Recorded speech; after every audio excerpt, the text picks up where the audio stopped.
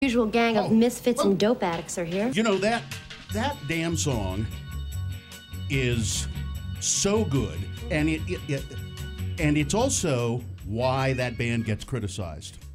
Why? Because people say they aren't punky enough. You know what I mean? You've heard that argument. Yeah. They're too poppy. But that song has they take the punk sensibility. Yes. And he's just too good a writer and a musician. Maybe that's it. That's what it is.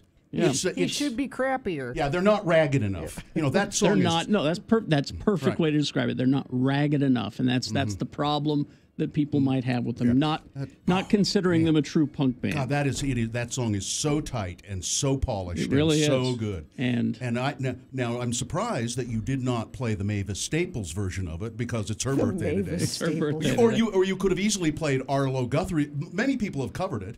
Arlo Guthrie's version of it because it's his birthday. Greg Kinn Band did it. Did a cover of it. It's Greg Kinn's birthday. It's Greg Kinn's. I would have opened with Jeopardy. With Jeopardy. It's and But I didn't know that. And it's of course Jerry Millett's birthday. He was the guitarist for Moby Grape. Ronnie James Dio's birthday, I believe. I might have opened with Come some on. Dio. I think they did a version of that. Certainly, Mob Rules, Black Sabbath, when Dio was the singer. Yeah. I might have done that. Ian Whitcomb's birthday. Where are you getting this information? It's from this website. Our information is bad. No, but I'm glad we opened with that. Gina picked this one. Well, it's in the news today. Yeah, that's And why. I just glanced at it, and I didn't quite understand it. So explain what the deal is with it. So Trump is on his way to Europe. So London's or England specifically first. And so British protesters hate Trump almost as much as we do. They've been furiously downloading American Idiot. They're trying to make it #1 on the charts when he's in town, even though it's, I don't know, 14 years old, that song. How is it doing? Do we know? Trying to make it a #1 song again. And if I download it, does it count? No, it has to be. In UK. It's the UK charts. Downloads. You know, the charts that NME publishes every, the New Music Express, they publish the charts. And Now, as of July 6th, the song reportedly had already topped the British charts on Amazon for downloads, but they want it on iTunes. Yeah. All right. No. So it's working. So all those rich people with iPhones need to get on that. Did you read that? That there's yes. Apparently the way to tell if you're rich is you have an iPhone. Which is nonsense. Which is bull. Everybody has an iPhone. No, they don't. That's why they say that, because more people have Android phones than have iPhones. They? But I know plenty of people who are not rich who have iPhones. Right? They they have crappy cars and crappy apartments, but they have an iPhone. It's considered by some people, if you have an iPhone, you're an elitist of some sort. Oh, well, I'm an elitist. I'll admit that, but not because of my iPhone. No. Because the majority of phones out there are all Android phones. Samsung outside sells Apple by millions. I'm an elitist because of my 3 college degrees. You don't have 3 college degrees. Oh. How do I become an elitist? I have 2. I've been called an elitist, I'm trying to figure out because you're a liberal. You hold your pinky out when you drink. No, he doesn't do that. I have a high school education. That's it. So I'm trying to figure out why I'm an elitist. Because I don't know. I grew up on a farm. I had no money. You're a cuck, though. You are a cuck. Well, yes. Snowflake. I am a snowflake. How can you be all these things? Well, I don't know. Ask them. They're the ones calling me these names. Carrie and I are men of many colors. That's true. And faces. That's true. Yeah. And we always have been, is the thing. Yeah. No, this is all very recent. Apparently, it's only been in the past 18 months that people have noticed. This behavior from you two completely surprises me. Doesn't it? It is so out of character. I used to be so concerned. I used to have a tattoo of Ronald Reagan on my chest. You don't anymore? No, I covered Which beat Roger it up. Stone because Stone has it on his back. I covered it up with a bowl of spaghetti. It's Nixon. So I now have a big bowl of spaghetti, meatballs and the noodles. Roger Stone has Nixon, not Reagan. That's Does he really? Yes. On his back. Tattoo of Nixon? Well, he worked in the Nixon administration. But he loved. I know that's not an excuse. He loved Dick Nixon. He loved. I've worked in lots of administrations. I don't have. Well, when are any you going of to the get other- our? Gina, that's a lie. You have not worked anywhere. When are you going to get our faces on your back? Yeah, come one on. one on each shoulder. Yeah, One- and then the guy in the middle is Willie. No, that's No, another that's joke. a different joke. So anyway, I love that joke, man. All right. All right. So anyway, we ought to get the show started with your check-ins. The number is 877-602-9696. Call, check in with the Radio from Hell show. Let us know how you are, what you're doing, who you are, what's going on. But more specifically, when you check in, just try to use 3 words or less and tell us, how do you get rid of stress? 3 words or less. How do you get rid of stress?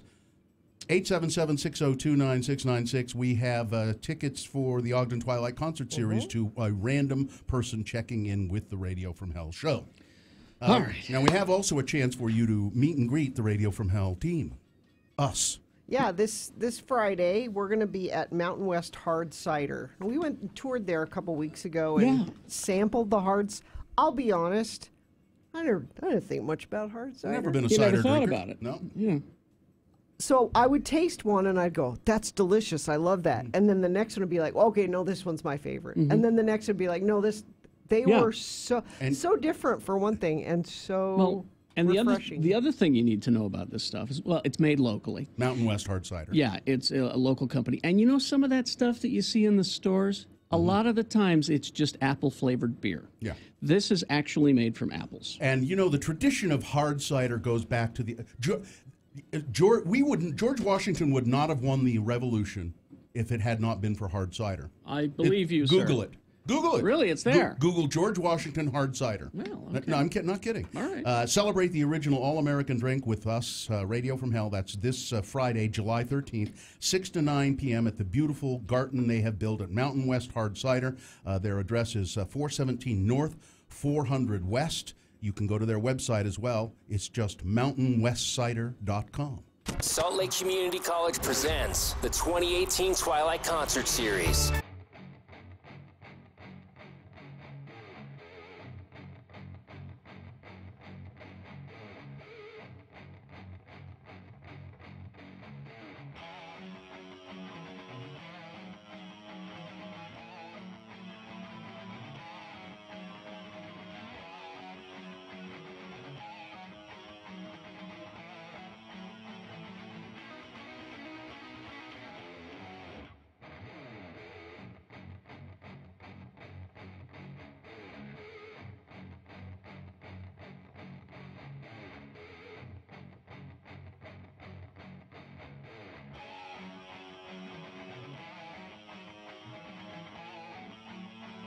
I was going to mention this article a little bit more. Oh, okay. This is the Tribune article? Yeah, this guy calls me, and that's why, I don't know what Richie expected. He calls me, he asks for some quotes, so the first thing you want to do, obviously, is see if he got the quotes right. Yeah. Isn't that what you always do? If you're being quoted I don't want in to the be paper? misquoted. No. I might come off looking stupid. I'm just concerned my name's spelled right. It is. And I was quoted correctly. I don't know about you, because I you don't haven't know. looked yet. I was rambling. I was doing my dishes when he called, so I had him on my jawbone, you know? I was... You in the running around bathroom? kitchen No, I doing was dishes. at Liberty Park, putting my kids on the Ferris wheel and the little all the little death trap rides that are over there at Liberty Park. The little injury-inducing ride. All red. cut myself on this. Really? Allred, in referencing his 5,000th episode on the Radio from Hell program, was quoted as saying, "You little jerk, get on that ride!" You're bringing the little jerks tonight, right?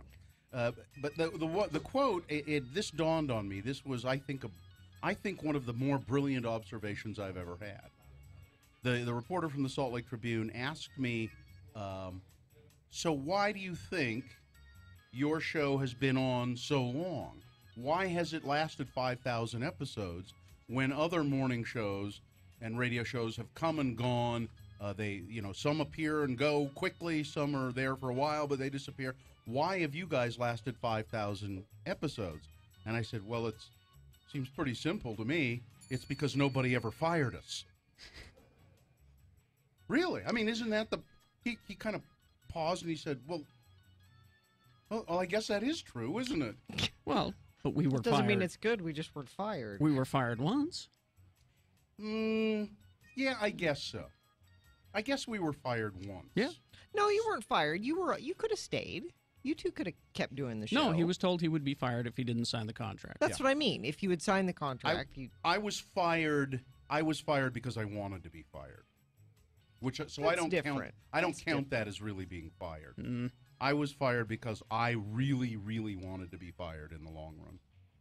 I wasn't going to sign. You could have kept your job if you wanted. Yeah. You signed the contract. You keep your job. I wasn't going to sign a contract with those people, and I said to myself, if they fire me, I'll get unemployment. So yeah, that's what I want. I wanted to be fired. So you were fired. Yeah, but nobody's ever really fired. Like I said, fired you us. suck. I don't want you to work here anymore. Get out. Technically, I've been fired. You were never fired. I've been fired many, many times. Oh, you mean from that Not job? from this show. Yeah, But not from from this this show. show. From the show. You've never been fired from the show. Not from this show, no. No, Well, that's where it matters. no. Never been fired from the show. And I was fired kind of by design, so I don't count that.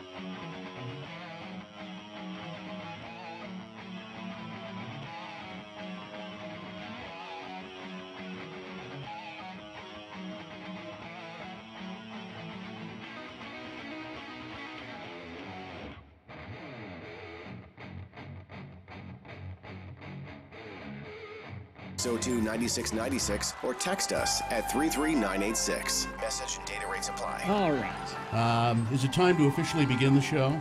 Yes. It's brought, I haven't checked to see if anybody's called to check in. 877-602-96. Yeah, we have to continue. Oh, crap.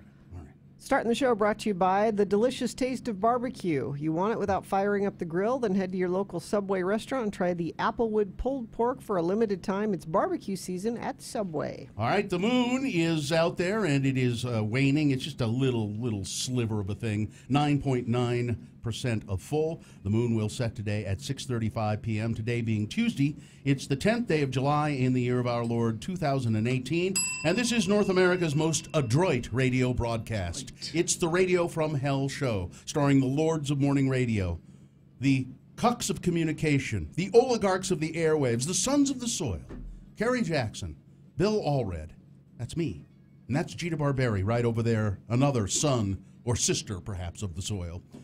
Richard Stedman is the producer for the show. Dylan Allred, no relation, is here producing video for the show, which you can see at x96.com/live.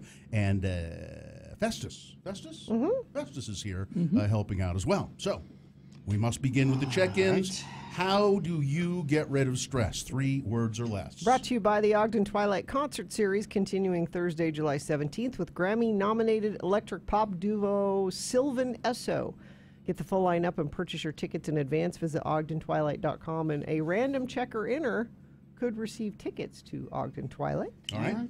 Let's begin with Ben. Hi, Ben. Ben, good morning. Morning. Ben, how is it in 3 words or less that you get rid of stress? Mountain biking. Mountain biking. That would be stressful for me. Well, it's any physical activity. Yeah. It's kind of stressful. And there's the moose. Are you ever afraid you're going to run into a moose? I had a moose up at the U yesterday. He was up on Antelope Island, I almost got hit by a buffalo, if that counts. Yeah. Right? But it's fun. Well, it's still fun. It's exciting and fun and relieves your stress. It's an adrenaline rush. Do you live up north in the north part of Utah? Yeah, I work in Clearfield, but I work in Orem, so I listen to you guys every morning. Thank you. Well, thanks for doing it. Thanks for checking in with us. Have a good day. Thank you. Bye-bye. All right, let's go to Killer. Morning, Killer. Good morning. Now, I think I know how you're going to answer. How do you relieve stress in 3 words or less? And I think it's going to be 1 word. And it's going to be a compound word, Killer. And the word is going to be fireworks. Nope. You blew it, Bill. Okay. You blew it, Bill. 3 words or less, Killer. Usually involving jail. Well, yeah, Usually involving jail. Well, there you go. So When I get stressful, I get grumpy and mean and go out. I like to go out to bars and beat people up and stuff. It's a good time. That's a good stress reliever. Go out to bars and Yeah. beat people up and stuff. Yeah. Well, Killer. I wish you'd tell the judge that. It's a good time. Yeah, Ain't going to listen to us. yeah. All right, Killer. Thanks for Killer. checking in. All right. He's been listening to this show for 20 years. In and out of jail. Yeah. In and out of jail. That's his Dave. first question when he gets out of jail. Is Radio from Hell still on? Yes? Okay. Dave is here. Dave. Hi, Dave. Hey, guys, welcome back from your vacation. Thank you. Thanks. 3 words or less. How do you get rid of stress? Purple sticky punch. Purple Sticky punch. What goes into the purple sticky punch? It's from a movie quote. It's from Biodome. I watched it over the weekend. Oh, okay. And Pauly Shore's growing weed, and Yeah. he goes, "What's your name?" Purple sticky punch. So it's So Yeah. it's Pretty that funny. brand of humor that Paulie's so known I'm certainly glad Yeah. you're rediscovering the classics. All right. for. Thanks for checking in with us. Yes. See you, Dave. thank you, guys. There are no good new movies, Carrie. Could have been My Girl Friday. Could have been any number. No, there are But, no. Yeah. He's seen them all. He's seen them all. All right. Hothead Fred says, smoke a bowl. Tyler, Okay. Yeah. Tyler the Trash Man checking in. Final Fantasy. Now, we still need one more person to call, 877-602-9696, because we haven't given away those Ogden Twilight concert tickets. Here's meditation. Smoke weed every day. Smoke weed Violent every day. video games. Smoke weed every day. 12-ounce curls. Ben and Jerry's. There you go. 12-ounce curls. It's your pal Big City SLC. I play Pokemon.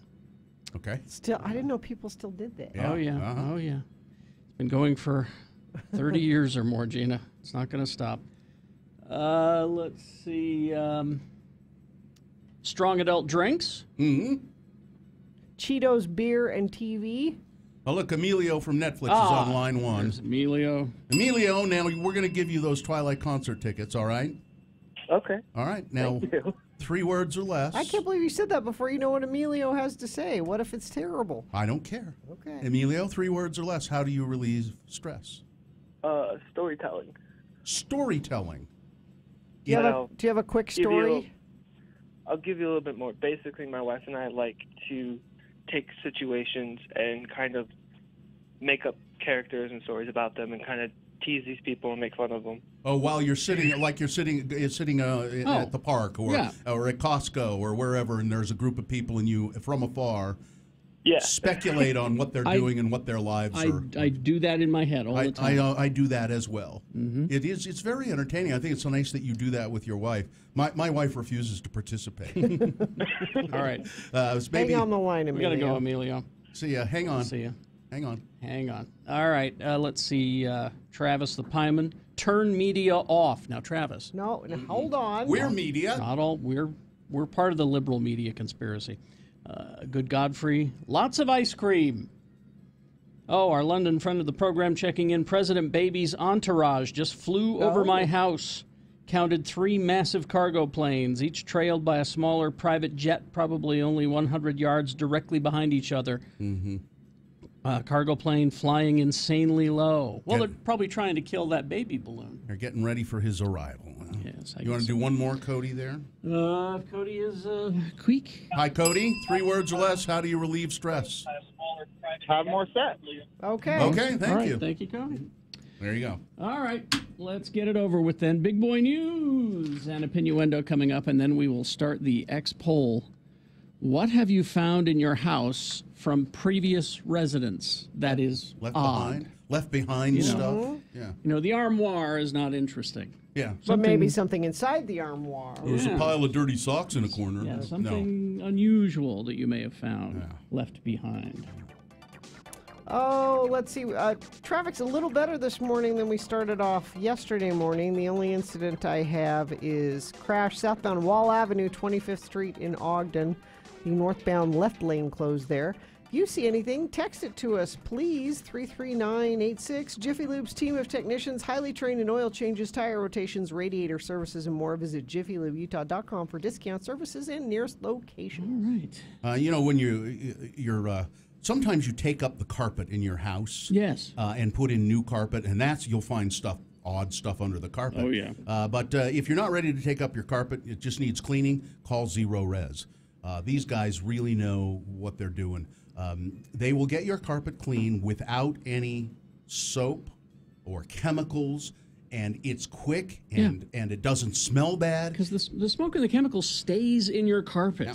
And it actually attracts more dirt, so your carpet gets dirtier faster. It's like if you washed your hair, shampooed it, and then didn't rinse the shampoo out. Think about how that would be. So Zero Res, you can count on the professionals. Don't try to do it yourself. Don't rent one of those machines. That's just crazy, and you won't get a good job. And now July is National Carpet Cleaning Month. So Zero Res is cleaning carpet for just $33 per room. Minimums apply. Plus, you get 3 rooms cleaned. You'll get a 4th room cleaned for free. So call them, 801-288-9376. That's 288-ZERO. Or go to their website, zerores.com. Tell them X96 sent you. The music starts at 10 with a 1-hour nonstop music wingding on X96.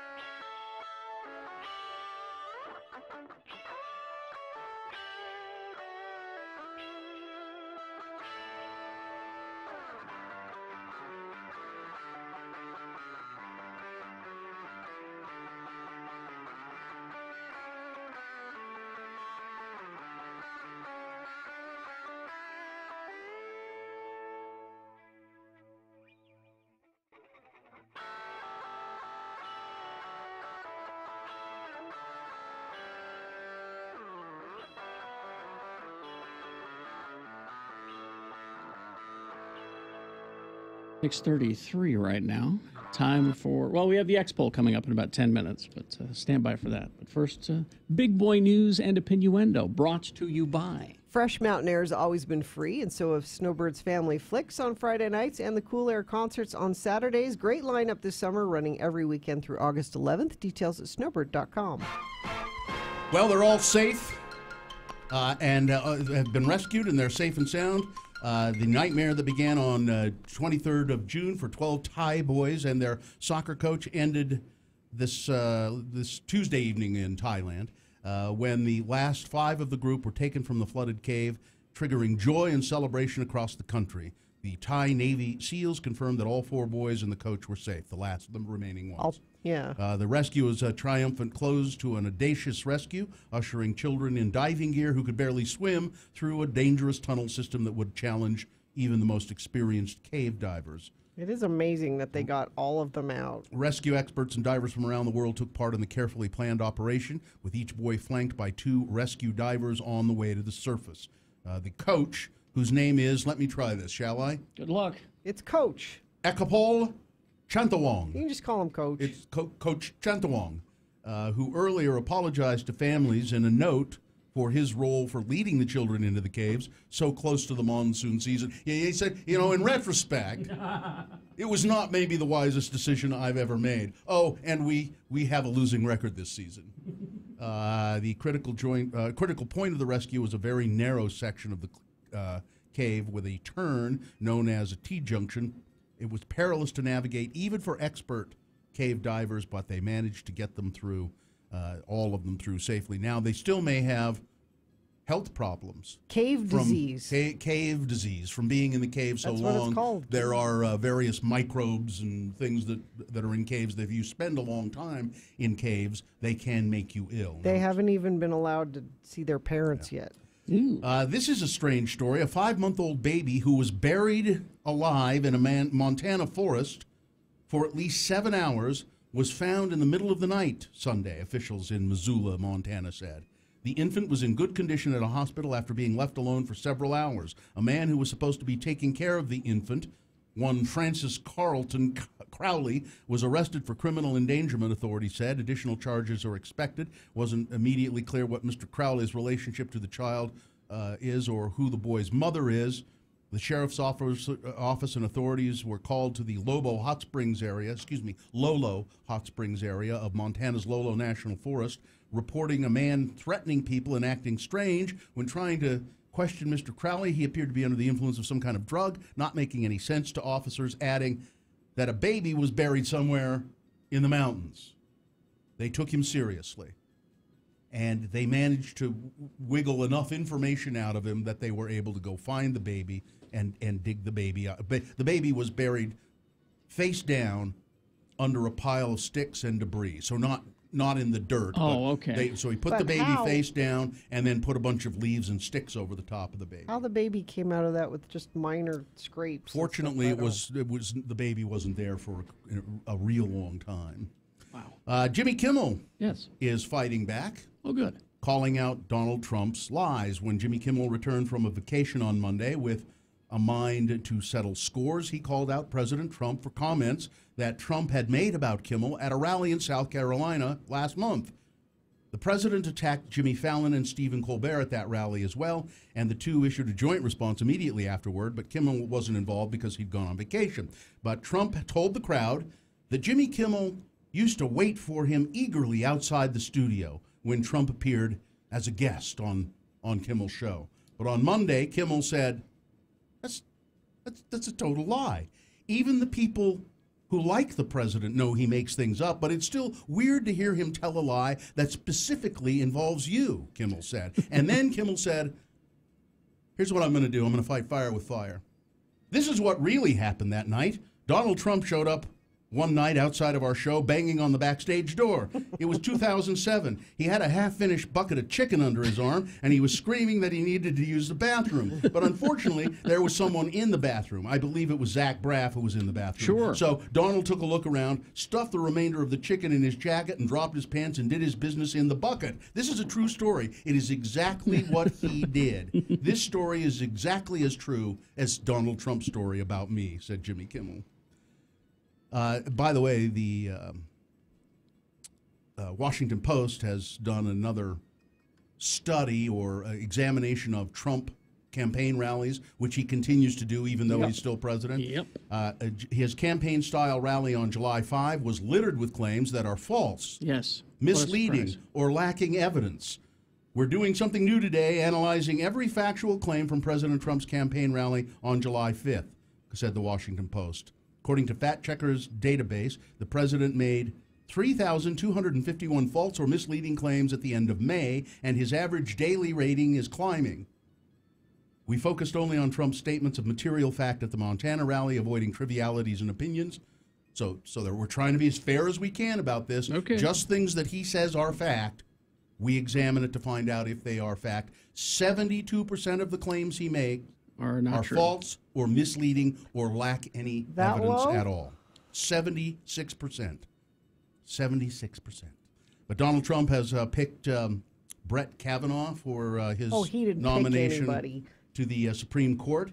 He Spell Kavanaugh, Trump. He nominated Judge Kavanaugh, and then I heard him lying about it on the radio this morning. Because, already? Yeah, on the White House lawn this morning as he was getting ready to go to Air Force One.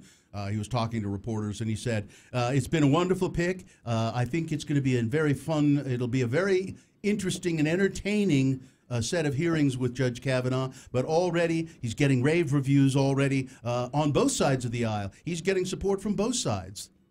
Is it getting rave reviews from even the Democrats? I haven't heard any. No, not one, not one that I am aware of. And he was given a list by the Federalist Society and said, pick one of these. And yeah. You know who got rave reviews on both sides of the aisle? Who dat? Merrick Garland. Really? Yeah, he did. Both sides of the aisle. Oh, okay. I think Merrick Garland and Brett Kavanaugh serve on the same appellate court. They're colleagues. Senator Mike Lee got a phone call Monday from President Trump saying, hey, ain't you, buddy. Ain't you. I just wanted to call and rub it in. Lee wouldn't discuss details of the conversation other than to confirm he was not Trump's choice, but that he would attend the president's primetime announcement of his pick. He was seen as a dark horse to replace Justice Anthony Kennedy. He was seen as a dark horse for that by people here in Utah only. Well, and I knew that he wasn't going to do it even before he got the phone call. Well, sure. A moose been wandering around the University of Utah campus. So, I don't know, looking to get some book learning, I guess. He's been released now into the Utah wilderness after spending several hours wandering around the University of Utah campus. University Library spokeswoman Heidi Bratt said the moose ate some shrubs and meandered around a plaza adjacent to the library early Monday morning. Oh, it's where that wonderful fountain is, there in the back of the library there up at the U. Yeah. The moose did not do any damage or cause any injuries. Riley Peck, who is a wildlife manager for the state, said the young bull moose weighing about 800 pounds likely wandered down from the nearby mountains looking for new territory. It's getting crowded up there. Yep. Too many moose up there. I need my own place. There's a picture of him. X96.com/live. There he is at the University of Utah. He's a pretty good size, but, Yeah. but not fully grown. Baby moose. Still bigger than I want to mess with.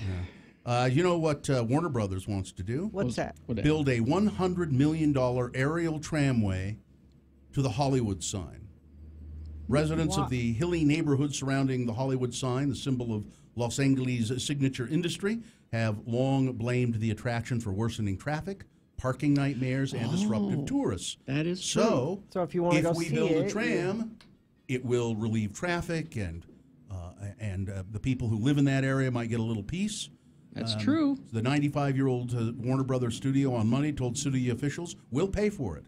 We will Really? foot the bill for an aerial tramway to transport visitors to and from the Hollywood sign, starting from a parking structure next to our lot in Burbank. Because it's right there in that whole area. Yeah. Griffith Park Observatory, the Hollywood sign, and the Warner lot. they'll pay for it because it'll bring people to the Universal lot, and they'll spend money doing The other effort, things. dubbed the Hollywood Skyway, would cost the studio about $100 million. The tramway would take visitors on a 6-minute ride about a mile up the back of Mount Lee. That's the peak that it's on, or the hill that it's on, Mount Lee, to a new visitors center near the sign with pathways to a viewing area. It's a fine idea. Yeah, I think it's good. The purpose, the AT&T-owned entertainment company said, is to give selfie-seeking visitors a way to see the letters without driving and hiking through residential neighborhoods. And the traffic problems would be, and again, it would be good for Warner Brothers to do. Everybody wins. Yeah, it's a good idea. All right. Sports weather traffic.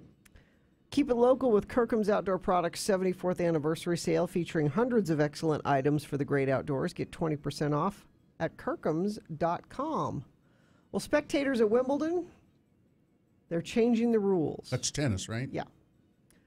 She said Wimbledon. I thought she meant Wimbledon, where they play tennis. No, it's Wimbledon. So it's always been turn off your phones, your tablets. You are here for tennis. Mm-hmm. Don't watch your...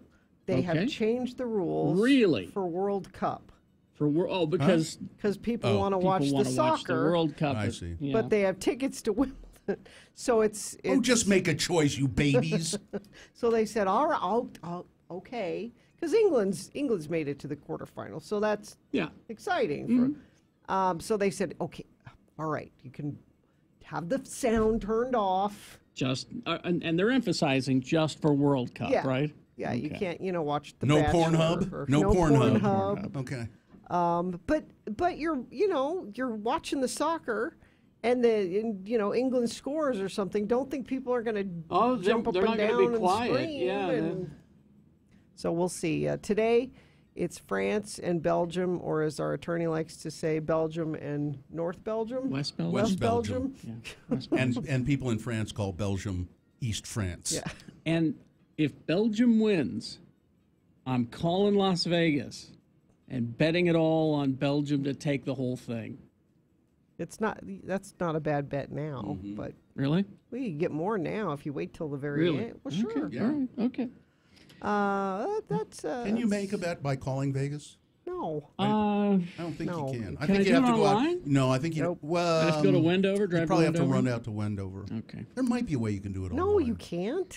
Well, we'll figure something Not out. a legal way you can. There's probably some backdoor way you can. All right. There's always a back door. Baby. Yeah, that's true. Always.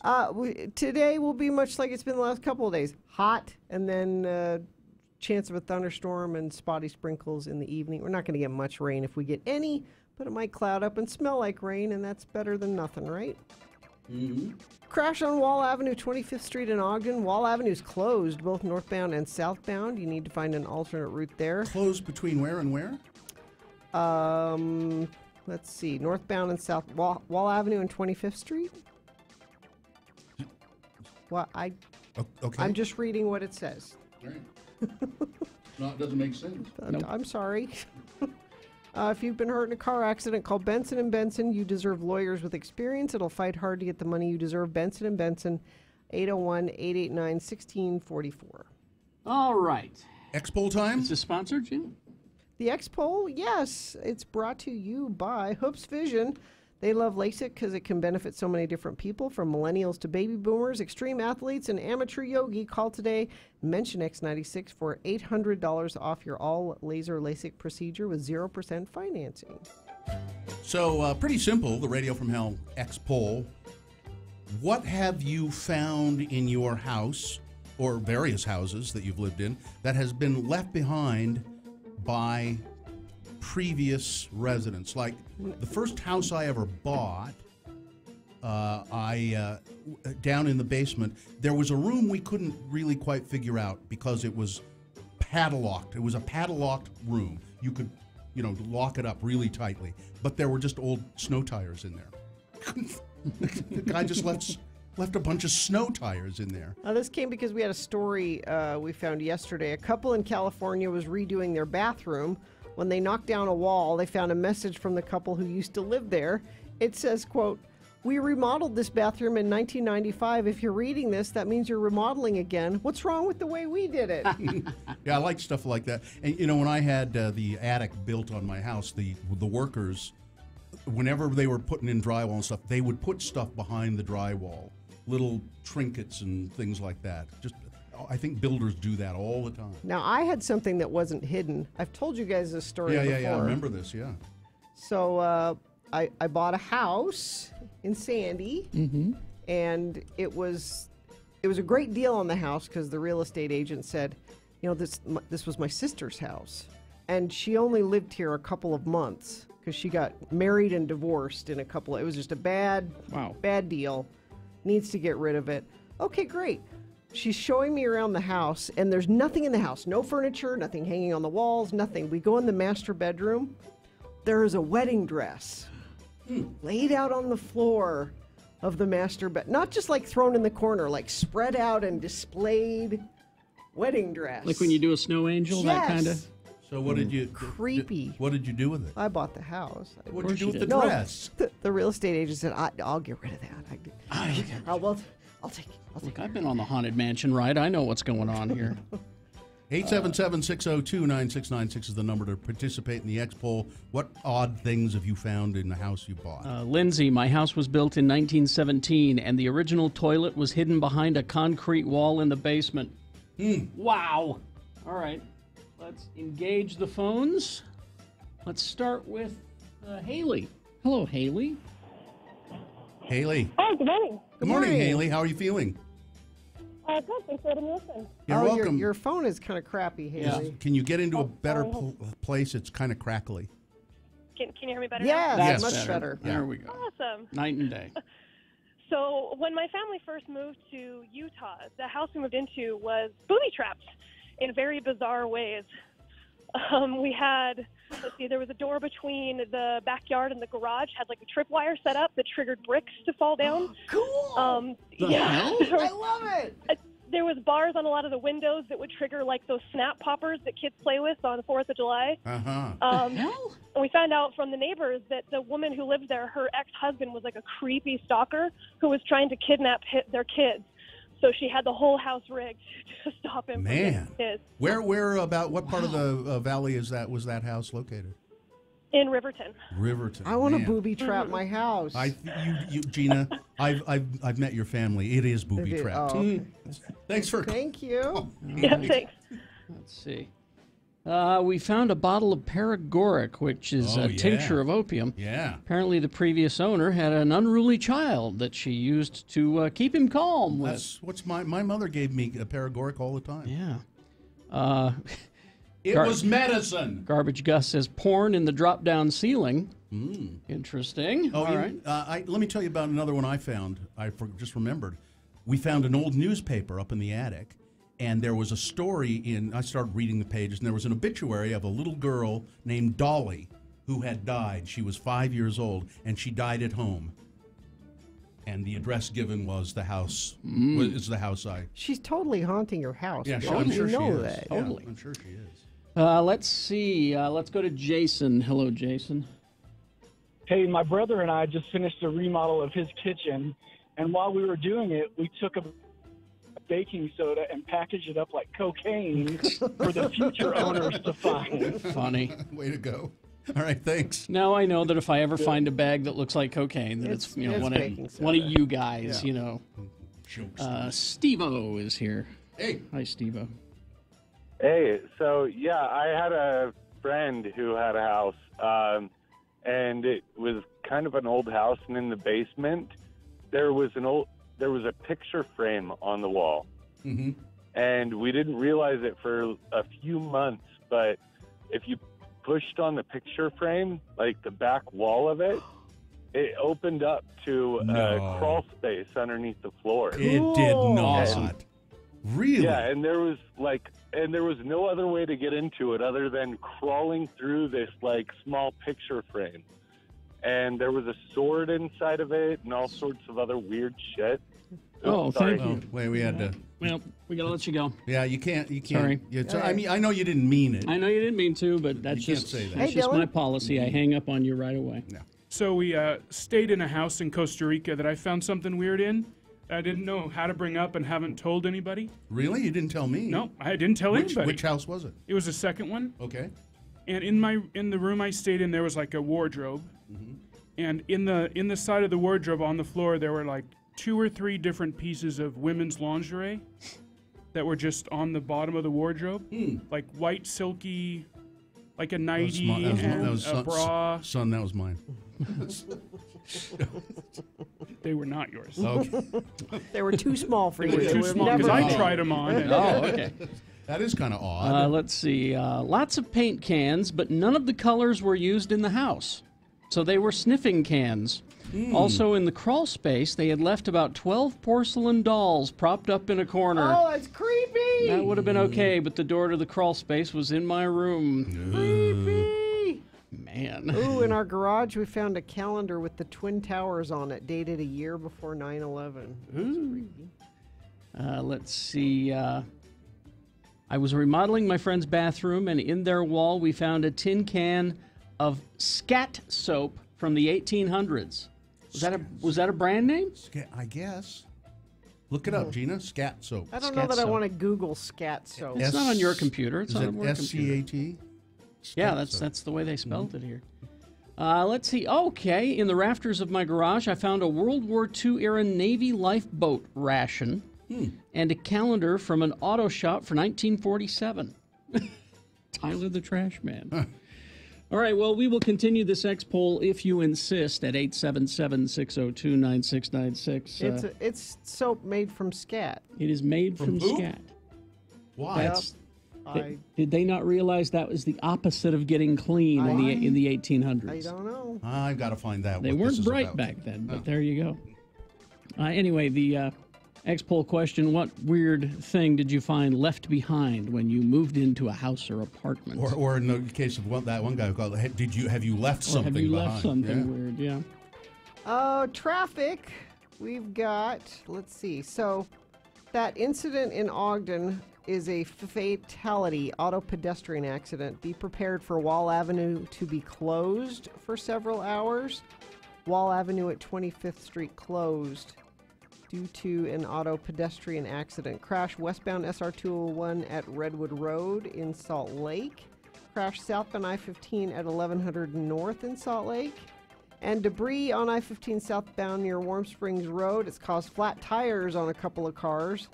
They're off to the right shoulder, and it's causing a little bit of slowage in that area. But if you see something, you can text it to us, 33986. All right, thank you very much. X poll continues, 877-602-9696. We also have round one of your Boehner voting coming up. Let's see, now we've got Park City Culinary Institute. Yeah. Adam, this is a success story. Adam was a banker. Okay. He hated it. Well, banking is not much to keep the soul alive. He said, we were living in a one-bedroom apartment with our three boys, saving up for a home when I got fired. Over the next 7 months, we used our savings to pay for groceries and bills, and I worked my heart out doing concrete jobs and applying for every position imaginable. But he always wanted to cook. He wanted to be a professional chef, and now he does what he loves, and his business is growing like crazy. Oh, nice. He loved his experience at Park City Culinary Institute so much that he sent his brother to attend the same program, that he competed there. We should point out that Park City Culinary Institute is not in Park City. It's in Salt Lake City. It's right down here on State Street. It's at 1484 South State Street in Salt Lake. You can train to cook and bake with master chefs. They have a chef that worked with Gordon Ramsay on Hell's Kitchen and Kitchen Nightmares. Another chef was invited to cook for the James Beard Foundation in New York City. Wow. That's the second chef from their facility to be invited to cook for James Beard. He's going this summer. Chef Jordan Miller, who's known for opening several award-winning restaurants on the East Coast. So maybe you're looking for a career change, or maybe this is something you've always wanted to do. Train to cook and bake with master chefs. They have a 1 to 3 month programs with day classes or evenings. Just depending on what you want to accomplish, they can accommodate you. So go to info.parkcityculinaryinstitute.com, and if you mention X96 when you enroll, you will receive a free all-clad pot valued at $200. X96.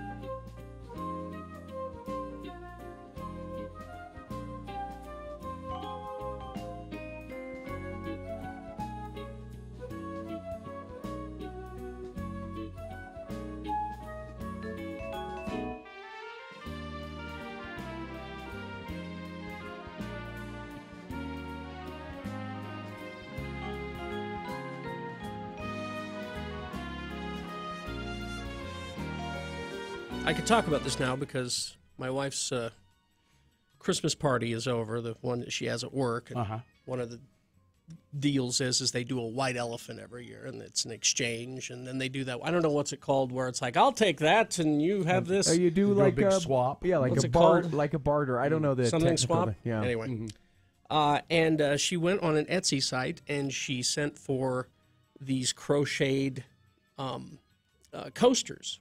Cool. That was the gift she was taking to the party. And the reason they were funny is they were shaped like cats' butts. So they were round, and there was a little butthole in the middle, and then there were little legs and a tail. Okay. So someone had crocheted those. Okay. So she sent for 4 of those. Okay. Because it was like an Etsy thing, the packaging that they send is not going to be professional. Right. So just essentially the person stuffed them in an envelope and put them in the mail. In fact, the cheaper you can send them, then maybe you can keep a little bit of the postage on your end. Sure. Exactly.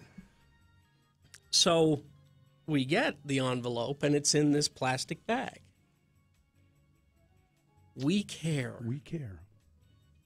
From the Postal Service. Now, I like the Postal Service. I like our post office. I like our postal workers. I think the U.S. mail is great. They do a great job. Yeah.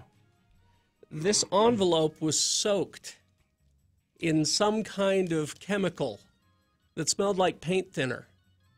Huh. But I like the fact that above the "We Care," someone had taken a label maker and made the little label that says "leaked on." So there was an accident. So there was some sort of accident with a chemical that they were mailing that smelled like turpentine. And they put it in that plastic bag. Yeah.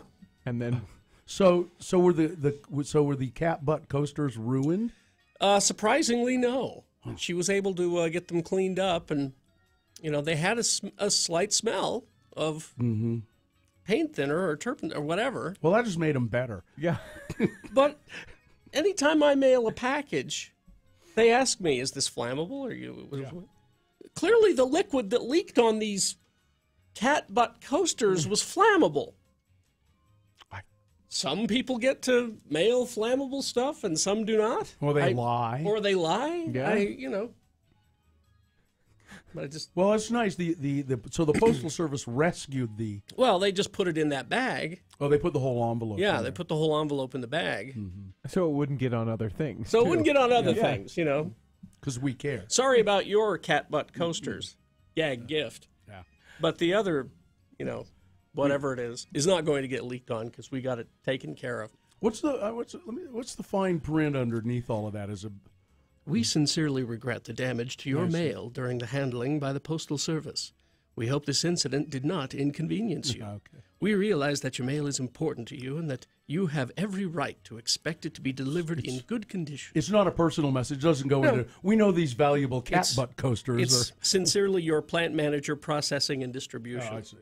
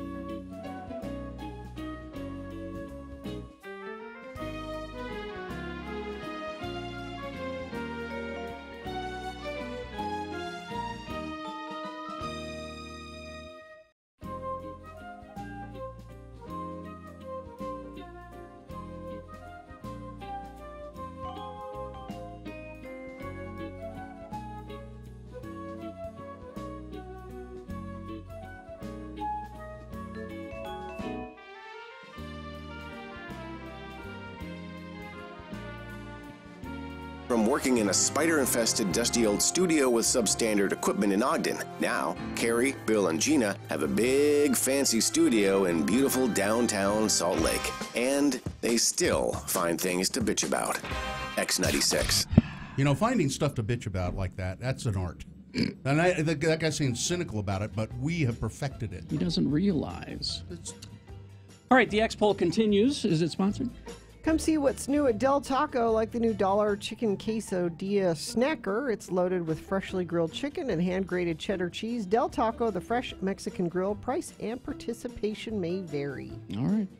So it's the X poll question is, what unusual items have you found left behind from a previous owner or renter when you've moved into a new house or apartment? Or remodel.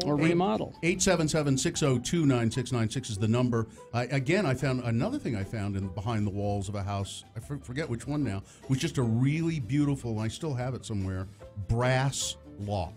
Ooh. Just a small brass, no key to it. It was locked, but it's just kind of really kind of nice, heavy, beautiful brass lock. Let's see. Current house, a club porn magazine. Club. And a pen gun. Pen gun works, it shoots 22 caliber. Huh. A pen gun. Oh, it's a pen that shoots bullets. It is an actual, they have those, I guess. I just no idea. Someone says a romance pulp fiction novel and cocaine sniffer full of coke. How do you know? From what we heard earlier, construction guys. Yeah. I would have tested it out. Yeah. You know.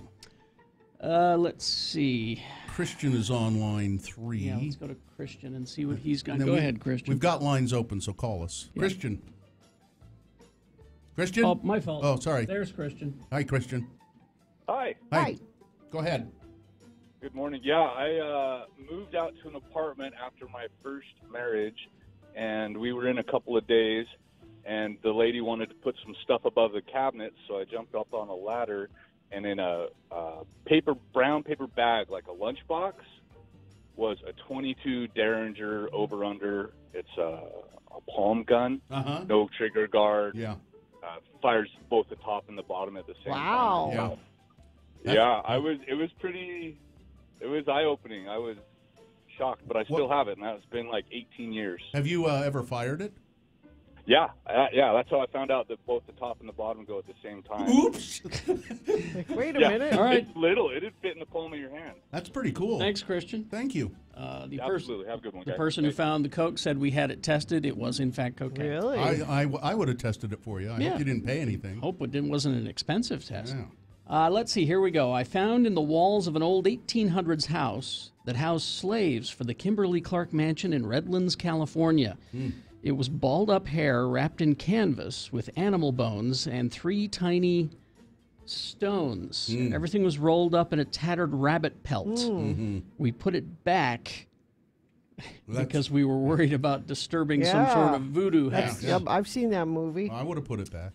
We found a loaded rifle hidden in the cold storage. Ended up selling it for $1,000. There you go. Here's some.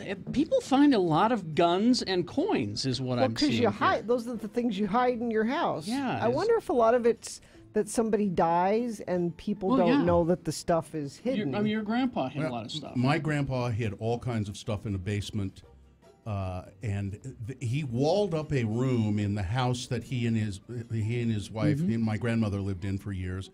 He walled up a bunch of money in that, and he was a fairly well-to-do man, and also suspicious of banks, and you know, so. But although he did put money in banks as well, but he'd always have money, and he walled up this money. And the family story is when they finally had to move out of the house because they got too old to live there, they forgot about it, and then some couple of years later, after somebody had bought the house, my grandpa said, "Wait, I walled up some money in in the old house," and they went and asked, and the tenants or the people who lived there said, "No, we don't know anything about that." No. Well, my grandfather built the house that we grew up in, and as you know, when Dad died, Kevin went through and was cleaning it out, and he found a hidden rifle nailed up underneath the floorboards. You know, just an old rifle. So yeah, that's Grandpa ready for the invasion. Yeah. Let's go to Sally. Hello, Sally. Morning. Hello. Hello, good morning. How are you? We're fine. Is it Sally? Yes, it's Sally. Hi, Sally. Now, Sally, are you using a fake accent? No, this is my real accent. I just arrived in Utah a year ago. Okay. Now, welcome, Sally. Welcome. I just got that ago. That was legit. I got that. All right. All right. Because we have a rule: no funny voices or fake accents on. Yes. Would I ever do that to you guys? No, you wouldn't. I don't know. No, Sally. What have you what did you find? Well, it was back in the day in a country called Luxembourg, and we moved in and found somebody's false teeth in the basement. False teeth. False teeth. It was grim. Absolutely grim. Yeah. And how is it that you ended up in Utah from a lovely place like Luxembourg? You see, the U.S. military, they get everywhere. I got you. All right, thank you. Thanks, Sally. Well, welcome. No worries. Let's go to Brooke. Hello, Brooke. Hey, good morning, guys. How are you doing? Go ahead. All right, great. Well, we bought a house in Ogden, a fixer-upper, and we were redoing our basement. And it was a day when it was a bad windstorm and the power went out, and a dead fish dropped from the ceiling rafters. Wow. And it looked really old. So it was not like bones, but like it was like the skin of a fish. So it had dried up. Mummified, essentially. Yeah, like mummified almost. Well, we had a fish tank too, and our fish started to die because it was a saltwater tank. And it was really weird and just a coincidence like that. But then the fish disappeared. Ghost we never fish. found it again. Yeah, after it was that. a ghost fish. Ghost fish. Yeah, that must be it. You had a ghost fish. Yep. You know, I had an aquarium once at this house we had in Ogden. I think Dylan might remember this. And had a few fish in it and had a crab, a little crab in the aquarium. And he liked to climb up to the top and where the lid was. And then one day he apparently got out. He got out. He was able to make it. And wandered off into the house somewhere. And I mean, he's like the size of your thumb. So my ex-wife How did you sleep? My ex-wife has always been creeped out by the fact that there's a dead crab somewhere in the house. I bet the dog ate it. Maybe.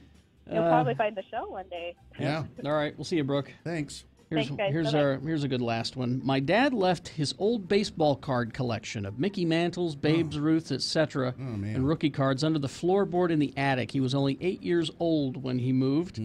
This was back in 1957. Always heard the story over the years, so about 5 years ago, we actually went to that house and explained the story to the owners. They let us go to the attic and look, but they were all gone.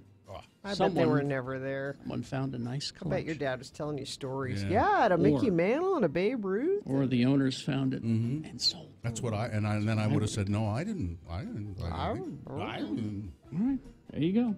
Yeah. Crash northbound 5600 west approaching 24 south. Both lanes are blocked and traffic is getting by on the right shoulder and backing up to 41st south. Crash on the exit ramp westbound 201 freeway to Redwood Road. Left shoulder is blocked. And debris on I-15 southbound near Warm Springs Road has caused a couple of flat tires. And a fatal auto pedestrian accident in Ogden. Wall Avenue will be closed for several hours. This is at 25th Street and Wall Avenue. Avoid that area if you can. Find out about how McDonald's works for you this summer. Flexible hours, tuition assistance, paid time off, competitive pay.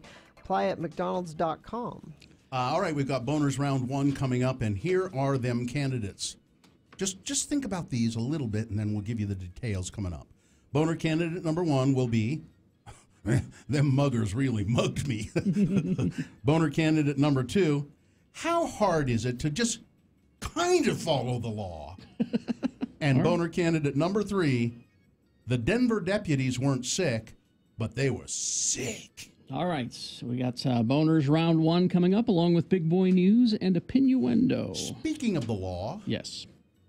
The advocates, UtahAdvocates.com. You deserve an advocate. Don't try to navigate that system by yourself. Especially these days with the insurance companies, it's just getting worse. Increased traffic from vacationers, new drivers, construction.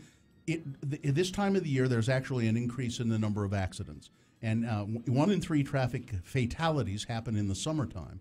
So what do you do if you're the victim of an accident? You've been injured. Maybe you're missing work now. You've got medical bills piling up. Call the advocates for help. 801-355-5550. They specialize in injury cases, and they can help you file an insurance claim. They can help you get to a doctor, get the right doctor, and, of course, they'll try to get you a fair settlement from the insurance companies for your injuries. Now, This service that they do does not cost you any money up front. If they decide you have a case and take your case, they'll start helping you. They won't charge you anything unless or until they get you a settlement, a fair settlement for what's happened to you. So, summertime is the best time to think. Try to please be safe. Yes. But if something unfortunate happens, do it. Call the advocates, 801-355-5550, or go to utawadvocates.com. X96, I'm Corey O'Brien. On tonight's Tuesday Exposed at 8 o'clock, we're going to hear brand new music from Andrew McMahon, In the Wilderness, Death Rocks, and Jungle. Something a little fun.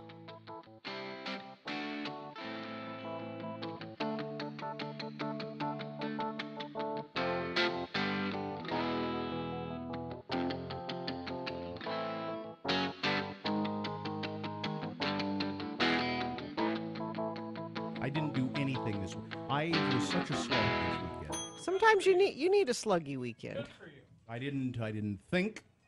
Good for you. How do you turn that off? Alcohol. Genius switch. How do you turn that off? Alcohol. Alcohol. What kind? What was your alcohol of choice this weekend? Anything I could get. Whatever was handed to me, whatever was handy. It didn't matter. It didn't matter? No, didn't matter. You weren't discriminating Nope. about? No? Why? I'll take some of that, sure. Is it good wine? It's good enough. Yeah. I'll have some of that. You bet. And you were just handed things? Went out to dinner. That's the way it should be. Went out to dinner on Valentine's Day. You did? You did that going out on Valentine's? Yeah. That's brave. Yep. Had a nice dinner at Copper Onion, and pork belly should be one of the major food groups. I agree. It really should be. What was the pork belly on, or was it? No, just, it was just pork belly. It was just out there being pork belly. Pork belly with some cherries and some Brussels sprouts and turnips. Just kind of as a little side starter, dish, a little starter to the evening, and then nice. Oh man! Did you take in your surroundings? Did you look at the other people that chose to go out on Valentine's Day? I See did. How in love they are. I did. Not? There was. It was. It was very busy. Copper Onion was very busy. I assume all the restaurants were very busy on Saturday. Did you go out on Saturday? No. No. The restaurant was very busy. To the table to our left, two guys out on a Valentine's date. Guys? And then a table across from us, a guy and two girls. And they kept, they were quite annoying. Because the guy kept hanging a spoon on his nose. You know how you do? You take a spoon and little kid. Yeah, and you hang it off the edge of your nose, or he would put it across his nose, and then he would insist on one of the girls taking a picture of him. And this kept going on, and then the spoon would slip off, and then he would just laugh uproariously. Were these 12-year-olds? And they thought it was funny too. No one's ever done this before. And it kind of went on, seemed to go on and on and on and on. And then they had the waiter take a picture of the three of them together. Can you believe this? It was just. This has never happened. And I kept trying to think, now, what kind of a Valentine's date is this? Threesome date? I guess. He was, polygamy date? Maybe he was paying for them. That could be. Could have been that would explain why they were laughing at the spoon joke. The spoon were on paid. the nose. They were hilarious. paid. Hilarious. Spoon on the nose. Yep. Man, this is good. Good stuff. Good stuff.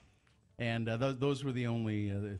But mostly I was just fixated on my sweetheart sitting across the table from me as we enjoyed a delicious meal. I'm glad you did.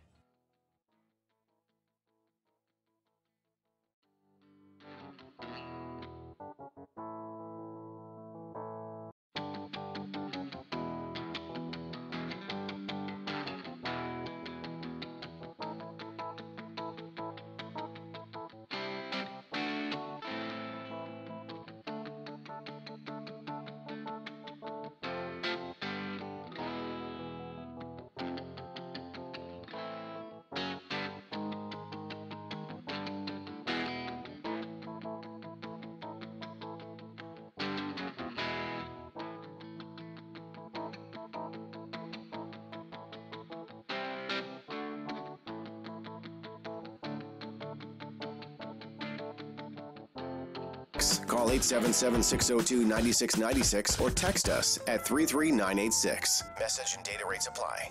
Remember that information. You're going to need it here in about 10 or 15 minutes to vote for round one of your Boehner voting. 3 news stories that are examples of bad, stupid, or funny human behavior. And you will decide of these 3 candidates which one is the worst, which one deserves to go forward to Boehner fight and get that chance to become Boehner of the day. If it wins here, it is just the winner of round 1. It will have to go up against the winner of round 2. What? Yes, we'll do this again at 8:20. That's madness. I know, right? 3 more candidates. Why did we ever agree to do this? I don't know. But then we'll get the winner of that round. That's round 2. So we'll take both the winners of each round. And at 9:20, that's when we have Boehner fight.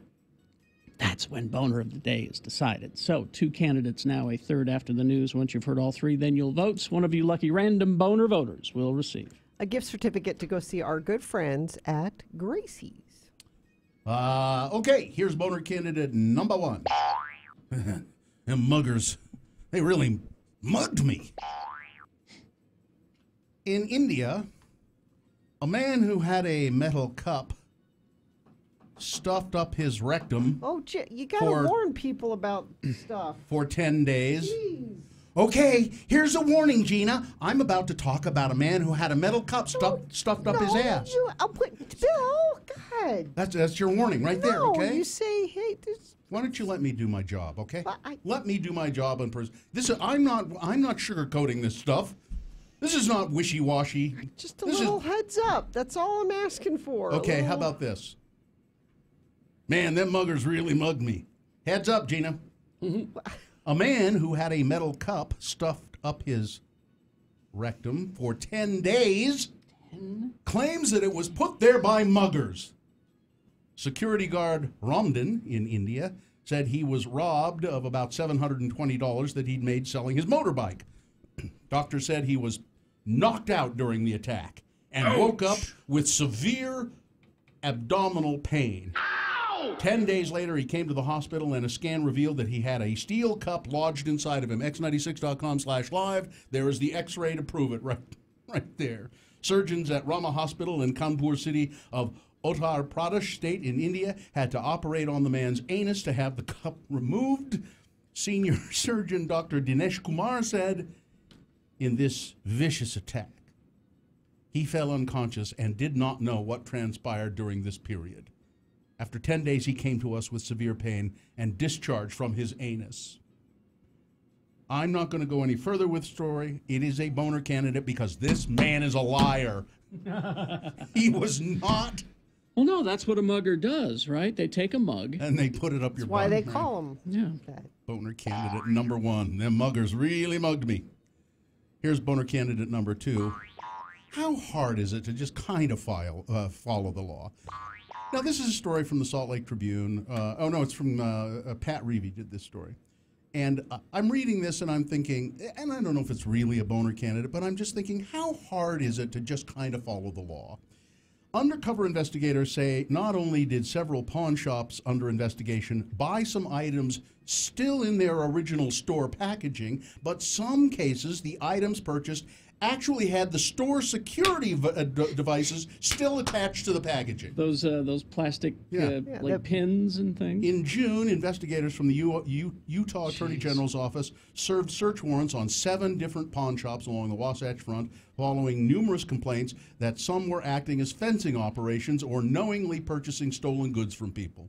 Investigators seized an overwhelming amount of property that day, according to the Utah Attorney General's office, ranging from power tools to kitchen appliances to sporting goods.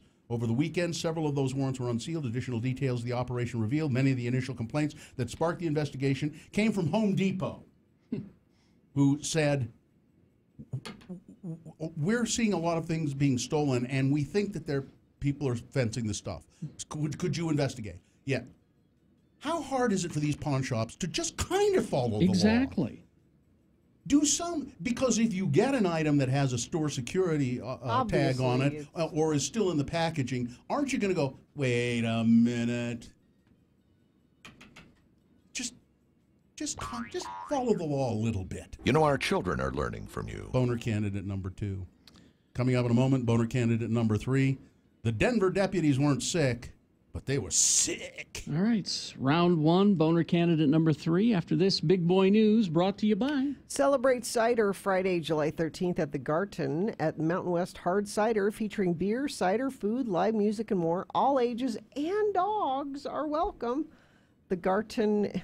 How do you say it? Garten. I don't want... It's no D, it's a T. Garten. That signifies that there is alcohol involved.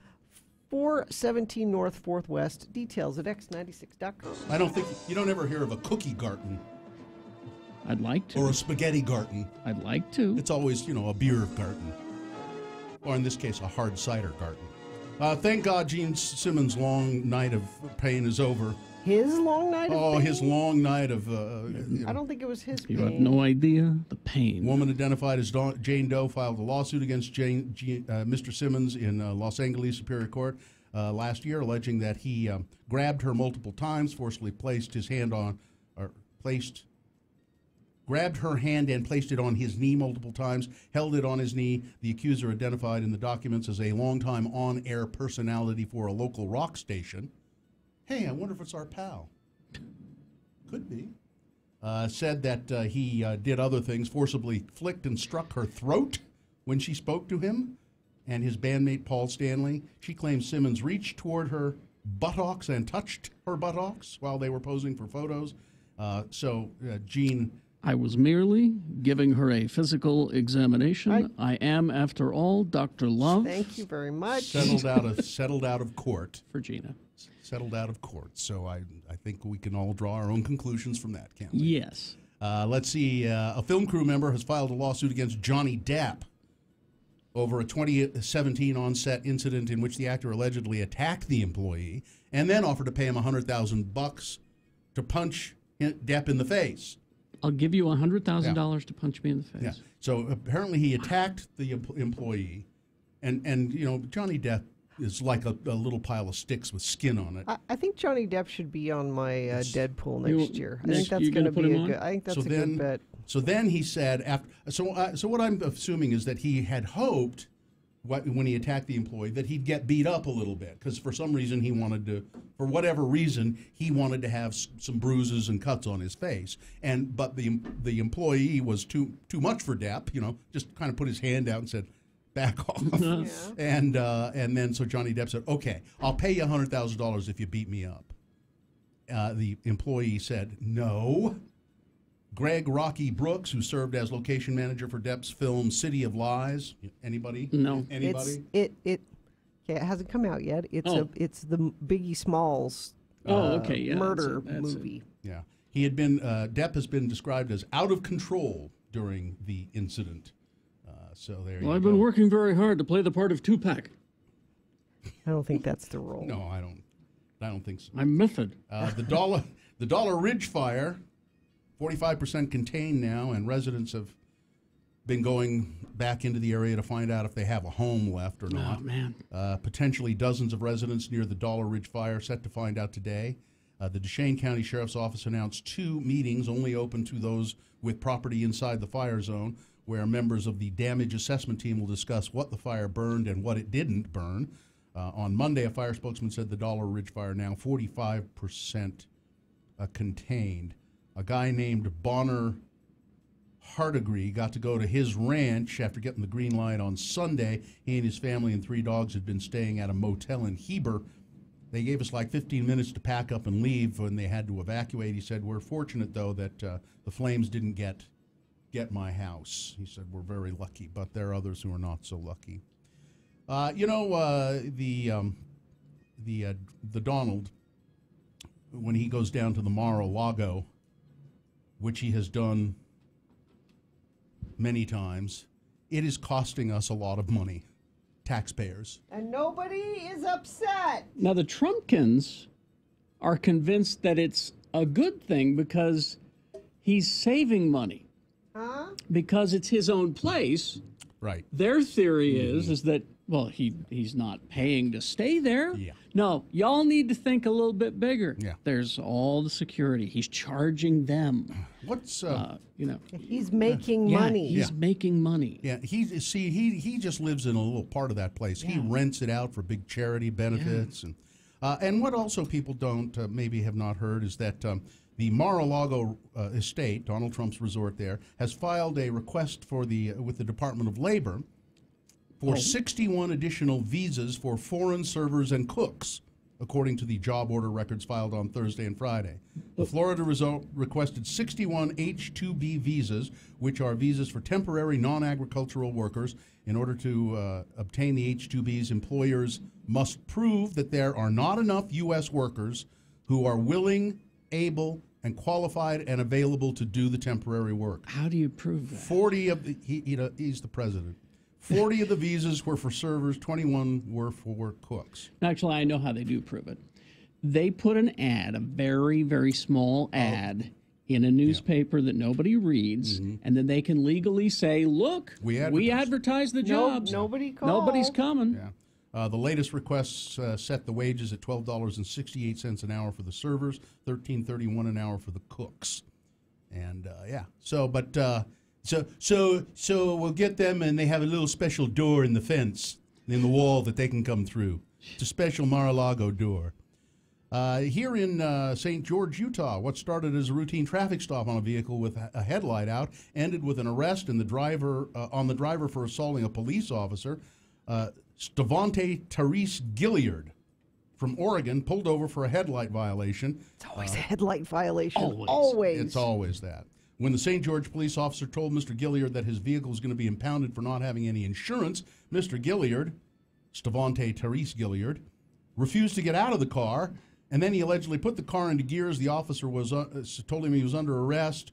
Then Gilliard started driving away. He ran over a cop's foot, and then the other cop was hanging in through the window as Mr. Gilliard is driving erratically at about 25 miles an hour. Fortunately, no one seriously injured in the long run, and an arrest was made. A couple from California has been arrested in Cottonwood Heights. They've been wandering around Cottonwood Heights passing phony bills, phony money. Really? Counterfeit, and pretty high-quality counterfeit bills is what they say. They are very realistic counterfeit bills in the Cottonwood Heights area. According to police officer Jeff Potter, Helena Lucky and Clinton Curry went to a local Home Depot and bought a bunch of merchandise with the fake money. The two then went to another store where they allegedly returned the merchandise for cash. That's the way you do it, you see. Laundering. Yeah. Now, the pick for Supreme Court, Brett Kavanaugh. That pick was made from a list, as Carrie mentioned, and I was just reading Elizabeth Warren's Twitter feed. She has seen the list. It's from a right-wing, very conservative right-wing group, the list of judicial nominees. And her big concern, Elizabeth Warren's big concern, is it's particularly having to do with banking regulations and credit card terms, things that she says.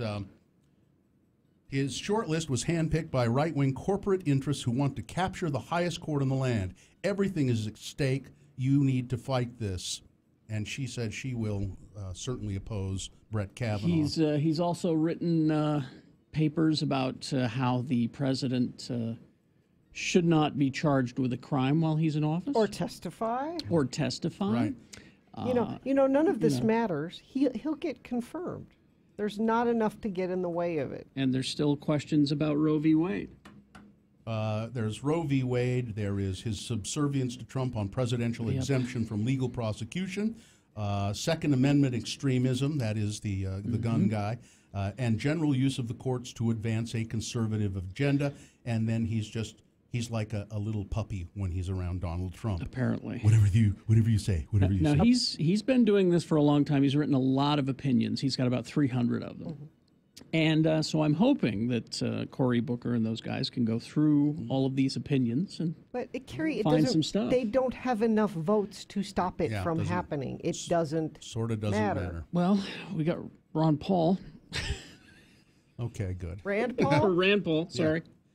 Republican leaders in Indiana joined Democrats on Thursday in calling for the resignation of Curtis Hill, the state's attorney general, who has been accused of groping women at a bar in March. That's a problem. The women said Mr. Hill, a Republican who was elected in November of 2016, inappropriately touched them at a party in the early morning hours, March 15, celebrating the last night of the legislative session. I just wonder. And there's a story about Jeffrey Rush, actor Jeffrey Rush, withdrawing from a play in Australia because of some previous allegations of. Really? Oh. What the hell is going on? Captain Barbosa.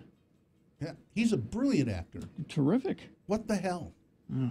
All right. There he is at x96.com/live. Weather, traffic? Weather, a lot like it has been, hot, and then in the evening, a little shower, a little spotty sprinkle, a little thunder, a little lightning. I saw a rainbow last night. We'll have a little more of that. 98 for a high. Traffic, let's see what the latest is there. Northbound I-15, there's a crash, 33rd South. The off-ramp to go westbound, the right lane is closed there. Crash northbound 5600 West, 24 South and West Valley, left lane closed there. Crash westbound SR 201 at Redwood Road in Salt Lake. Crash southbound I-15 1100 North in Salt Lake. And just a reminder that there was an auto pedestrian fatality in Ogden on Wall Avenue, 25th Street and Wall Avenue. It's expected to be closed for several hours.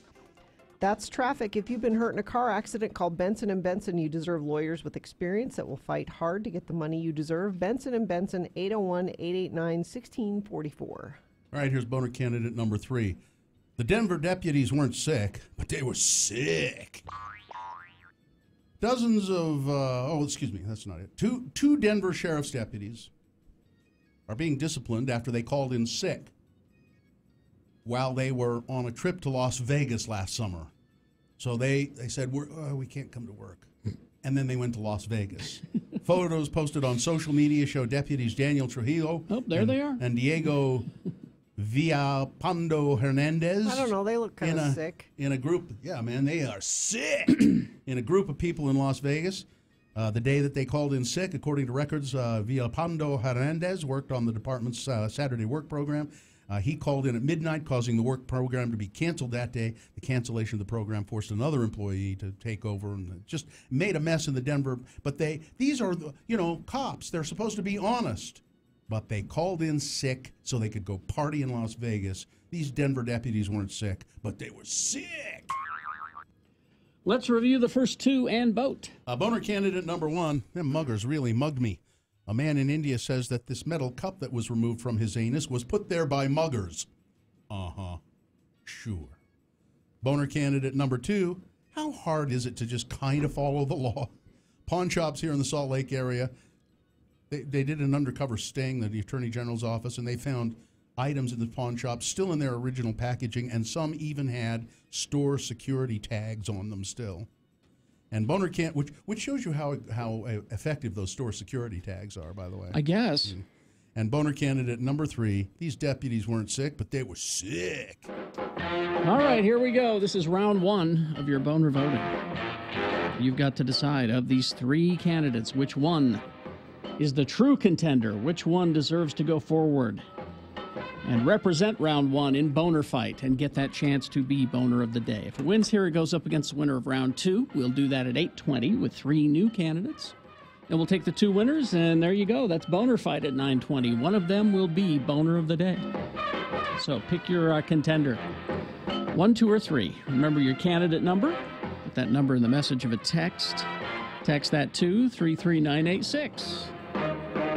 Let's see, looks like Festus is taking your voice votes in the producer's booth, 877-602-9696. Or go to x96.com and look for the box that says Boehner Voting July 10 and vote there.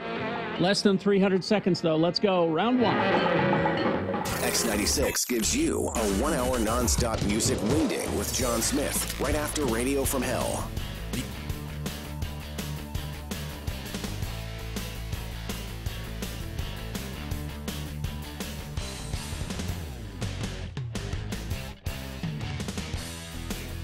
It is the 23rd century. Humans have left the lowly confines of planet Earth and have sought their destiny among the stars. While many things have changed, one constant remains: the need for young men to venture forth and do the work of the Lord. This is the tale of two such men who at the age of 19 have answered the call of their general authorities and are embarking on a 2-year mission to spread the gospel throughout the galaxy. This is the story of Space Elders!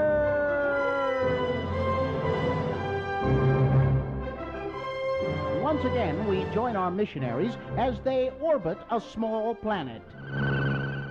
Hey, Lehigh, my sensors are picking up a distress signal from a small craft on the surface. Yeah, I see it. Well, there's nothing else in this sector for parsecs. You know, we better land and see if they need some help. Well, according to my tricorder, it should be right over there. Oh, yep, there it is. Well, that's odd. What? Well, it's just not often you find a spaceship made out of cardboard and held together with masking tape, staples, and paper clips. Well, it's a good thing we came along. I'll bet they need our help. Oh, looky there. It's a guy in a spacesuit. Excuse me, sir. Halt! Identify yourselves. Hi, I'm Elder Christiansen, and this is Elder Jensen. Hi. Elders, sounds important. I'm Buzz Lightyear. Yeah, well, you know, we represent the Church of Jesus Christ of Latter-day Saints. You know, the Mormons. Mormons? And we was wondering if we could offer you some assistance. Yeah, looks like your craft could use some work. Why don't you let me take a look at that, huh? Get back! Oh, look out, Budge. He's got a... looks like a little blinking red light on his wrist. I have got to get someone at Space Command to look at this thing. Hey, where are you headed, Buzz? To infinity and beyond. Ooh, sounds like fun. That's a nice spacesuit you got there. Hey, what do these buttons do? Please, don't push the buttons on the suit. I am Buzz Lightyear. I come in peace. Buzz Lightyear to the rescue. Wow. I told you not to press the buttons on the suit. Oh, hey, that's cool. And this one... Wow, wings! Yeah, I can fly. Will you leave the suit alone? Well, looks like your ship is all ready to go. All you needed was a little duct tape to hold the vertical stabilizers in place. I am forever in your debt. Hey, listen, you want me to take a look at that little blinking red light laser device while we're here? No, your companion has done enough fiddling with my equipment for one day. Well, would you be interested in learning more about the teachings of our prophet, Joseph Smith? Not today. It takes a long time to get to infinity, and then more to go beyond. I'd better get going. Nice meeting you. Well, bye, Buzz. Bye. Will Butch and Lehigh ever get anyone to listen to the first discussion? Will Buzz Lightyear make it to infinity, let alone beyond? Will Butch's duct tape repair job hold Buzz's ship together? Tune in next time to hear Lehigh say... Oh, it's a shame we couldn't convince him to convert. Well, I doubt that action figure toys could count as converts, and I don't think action figures can hold the priesthood. Besides, I'd have to reprogram his voice chip in order to allow him to give the opening prayer. On the next leg-shaving episode of Space Elders!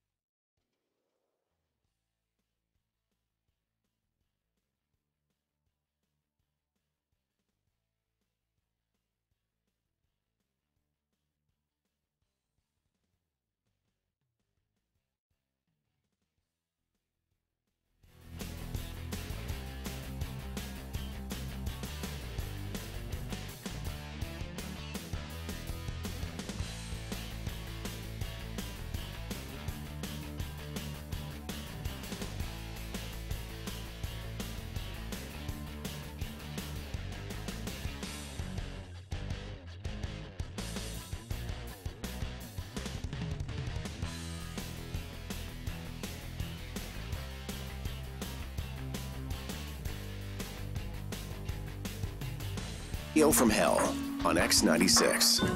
All right, 7:45. Time to award round one of your boner voting. And round one of the boner voting is brought to you in part by some leftover salad de soie.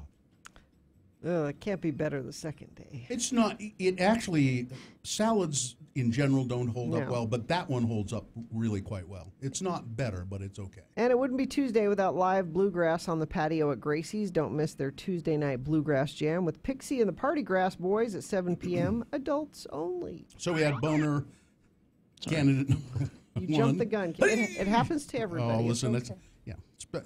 used to happen to me all the time when I was young. But so we had boner candidate number one. Them muggers really mugged me. The man in India who had a metal cup stuffed up his rectum, and for 10 days it was there apparently, and he claimed that muggers had done it. While he was asleep, or they robbed him and knocked him unconscious, and then just to show what muggers do, they put a mug in his butt. But I don't think that's the truth. And then boner candidate number two, how hard is it to just kind of follow the law?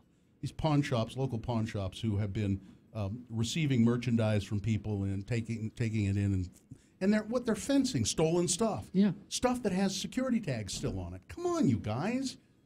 Just follow the law a No, little but there's bit. good money in not following the law, Bill. Apparently. I suppose. And then boner candidate number three, the Denver deputies weren't sick, but they were sick. They knew how to party. These two guys who called in sick and then went to Vegas and partied it up. Someone named Kirk has won the Gracie's gift card. My old friend, Kirk. And the winner of the boner voting by 4 votes, boner candidate number one, them muggers really mugged me. All right, you've decided that is the winner of round one. That is your contender that will go into the Boner Dome and Boner fight at 9:20 against the winner of round two. Round two happens at 8:20. We'll do this again. We'll get another candidate, and we'll place both of them into the Boner fight at 9:20. That's when you'll decide Boner of the day. So when you go to Costa Rica, when you go to... Oh, I'm not going to go to Costa Rica. Honduras, you'd actually love it there. It is so great. I'm scared of the bugs. There are a lot of... I know, right? It is, it is just this steamy, humid, where anything and everything can live. You're not making me want to go there. But one of the things that you do when you go there, or you go to Honduras, they do it as well, is you want to go look at the cloud forest, as they call it. The trees that are so high, and there's all kinds of life that you never see unless you get up in those... Living up in the trees. Up in those canopies. And there are clouds. They're so high that sometimes there are clouds in them. So they call it the cloud forest. And one of the things you want to do is go ziplining. And this is an astonishing and kind of scary thing to do. So I think we've got a picture here. We went at x96.com/live. There you go. This is now in the background. That's a volcano, Mount Arenal, and it's an active volcano, although it has not had an eruption since 2010. It erupted in 1968, I want to say. Quite disastrous eruption. 100 people were killed, and it just blew its top. But then it continued to erupt in a very controlled fashion, and people came from miles around to see it. There's a little town there called La Fortuna, and it was just a tiny village, and now it's a huge town because of all the tourists who came to see the volcano. And there are pictures of it. It would have been something great to see. You can see this lava just kind of slowly pouring down the side. But it never erupted in a dangerous fashion since that 1968. And it's been since 2010. It's just been quiet, totally quiet. Now this picture with you and your family, Yeah. your wife is the only person that looks like she's happy to be there. Yeah, put it back up there again. I'll tell you. So she's the only one smiling in that picture. I'm not unsmiling. No, my wife. Yeah, my wife is smiling. My young daughter there in the blue has got a little smile. My son, little Bill, the big, huge guy there, is I don't know what he's doing. And that's my other daughter, Julie, who looks like she's in another picture. And my ex-wife there on the far right of the picture to my left, that's my ex-wife. So we're all geared up to go zip lining. And what they do is they fit you in these climbing harnesses, essentially. And there are many, many different, what do they call those things? I can't think of the name. I got one right here. What do they call these? Carabiners? Carabiner. Thanks, Carrie. I shouldn't know that, by the way. That word No, is you should. That's an active That is tool. something that I should not know. So you got all these carabiners, and you got your climbing harness, and you get on this little tram, open-air tram, and up you go into the tops of the trees. Now, you can also, there are walkways, kind of swinging bridges. If you look up, Gina, if you're looking it up, you can see Arenal. You can list zip lining at Arenal, and it'll show you. And you can do these walkways too, but the zip lining is the fun thing. So once you get up there, way up there, and you're on a platform, and they have these huge metal cables that go from platform to platform to platform down the side of the mountain through the trees, and it's pretty frightening. I mean, it's nerve-wracking. I wouldn't do it. I'm not doing it. It's nerve-wracking. You're in I a don't country. trust it. You're in a country that doesn't really have regulation on stuff like this. Safety regulation. No, I don't think that's the case. You had the sense these people were very professional. It was very well constructed. Everything they did was just top notch. But how you do it is they give you, everybody has their own, like it's two handles with a roller between them. Mm-hmm. And so when it's your turn, you get up on a little platform, and they put that roller over the top of the cable. They clip you onto the cable. They clip the roller onto the cable, and you lean back, and it's just kind of like you lean backwards and relax and go. And do you have the ability to stop yourself if you need to? Oh, no, you don't want to stop. No, that's the last thing you want to have happen is get stuck somewhere in the middle of the cable. No, that is not what you want. That would be very bad. Because they say now you're perfectly safe if you came to you're so clipped in, but it would just be awful to just be hanging there. Yeah. Because then someone would have to come and get you, and one of the guys would come and get you. Yes. Or they say you can get out of it yourself. You have to wear big leather gloves. So you'd have to pull. You have to turn yourself around and pull yourself on the cable. You don't want to do that. No. You want to ride like hell, and you do. You go so fast, and it's thousands, probably 2,000-3,000 feet of cable each time, and you do it down to 7 platforms, but you're going right through the trees, and sometimes you're going through a tunnel of trees, and it's. What if they smack you in the face? They've got it, Gina. They've got it fixed. They trim it up. I bet sometimes you get smacked. I don't think you do. You never come that close to the trees. Now, I notice in this picture, I see your whole family, but Dylan's not in this picture. Well, Dylan, I think, was it you that asked me? Yeah, it was you, Gina, who said. Dylan took the picture? No, one of the guys who worked there did. Oh. Gina said, did Dylan chicken out? No, he didn't chicken in. He didn't even he chicken said from in. the get-go. Yeah, he stayed home. I'm not even. Yeah, he stayed home. You're a sensible man, Dylan. He stayed home. I'm not doing that, he said. So we're going up there. Now, my ex-wife, Claudia, is really nervous. And we get up to the top. She's a sensible woman. We get up, and I was nervous too. I mean, I'm thinking, geez, it's a long way, and it's 7 cables down. And once you start, you can't stop. No, you're committed. To... You gotta. They kept saying that to her because she kept going. I don't know if I can do it. I don't. And they said, it's you can do it. And they were very kind and gentle, and they were just so sweet. All of the guys who worked there, and they said you can do it. And they give you a little 10-foot practice run when you get to the top. There's a 10-foot cable, and they give everybody a practice run just so you know how it feels. And she did that 10 feet and went, no, I can't do it. I can't do it. And I know, so at that point, I think my wife was the last one on the platform with my ex-wife, and she didn't try to push her off or anything like that.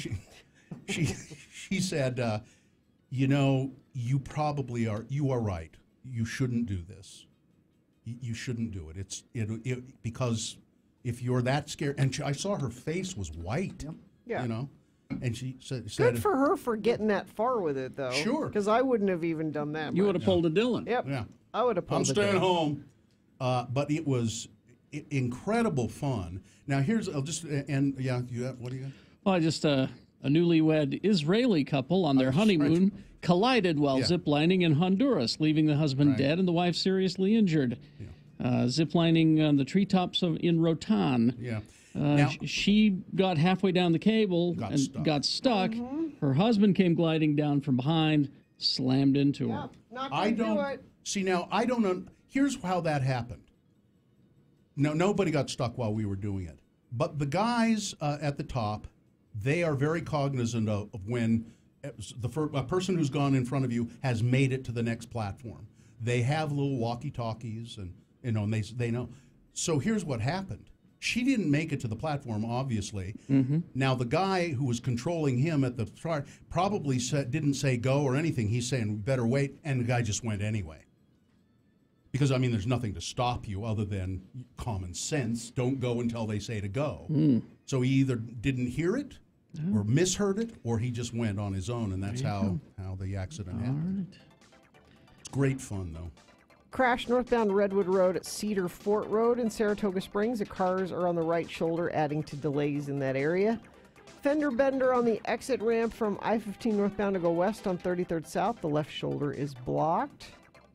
Crash northbound 5600 west approaching 24th South.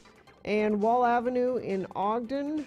There was a fatality, auto pedestrian accident. Wall Avenue should be closed for several hours while they deal with that incident. If you've been hurt in a car accident, call Benson & Benson. You deserve lawyers with experience that will fight hard to get the money you deserve. Benson & Benson, 801-889-1644. By the way, I posted that photo of us geared up to go ziplining on my Twitter feed as well, at RFHBill. All right, 3-Bit Gamer segment coming up. Jonathan's going to talk about games you can play to stay out of the hot sun. Brooklinen.com. So I've been going on about how much I love my Brooklinen sheets. Yes. And I'm a reasonably credible source. I would say so. How about Business Insider? Yeah. I'm comfortable saying they are hands down the best sheets I've ever put on my bed. The magazine says that? Yeah, Business Insider. The anatomy. Okay, well now I'm going to try it. Yeah. It's my recommendation. Not quite good enough. They use different types. I've got a whole brochure here about the different types of cotton, the reason they use these types of cotton, the thread count and all of that. Buttery smooth, ultra soft luxury sheets, but not at the luxury price. Go online to brooklinen.com and read up on it as to why they are such a great sheet and how everybody, including me, likes them so much. My Brooklinen sheets are the best, most comfortable sheets I've slept on. Brooklinen.com has an exclusive offer just for our listeners. You'll get $20 off and free shipping when you use the promo code Jackson at brooklinen.com. They are so confident they offer a risk-free 60-night satisfaction guarantee and a lifetime warranty on all of their sheets and comforters. But the only way to get this $20 off and free shipping is to use the promo code Jackson. That's my last name, Jackson, at brooklinen.com, BROOKLINEN.com. The promo code is Jackson. These are the best sheets ever. Join us, Carrie, Bill, and Gina, this Friday night, July 13th, as we celebrate cider at the Garten, featuring Mountain West Hard Cider and Red Rock Beers. The Garten is located at 417 North, 400 West, and it's a party for everybody and their dog. I mean, literally, all ages are welcome, and you can bring your dog. I'm going to...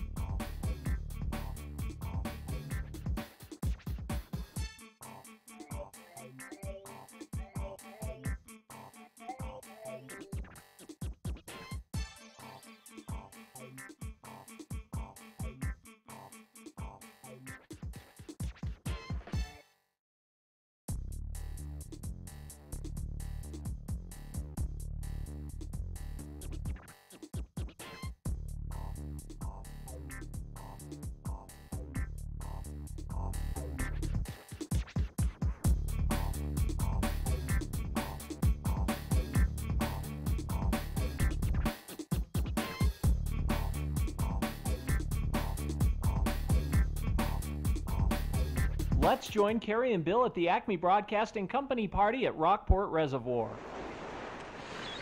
Boy, what a nice day for a company party, huh? Oh, God, yes.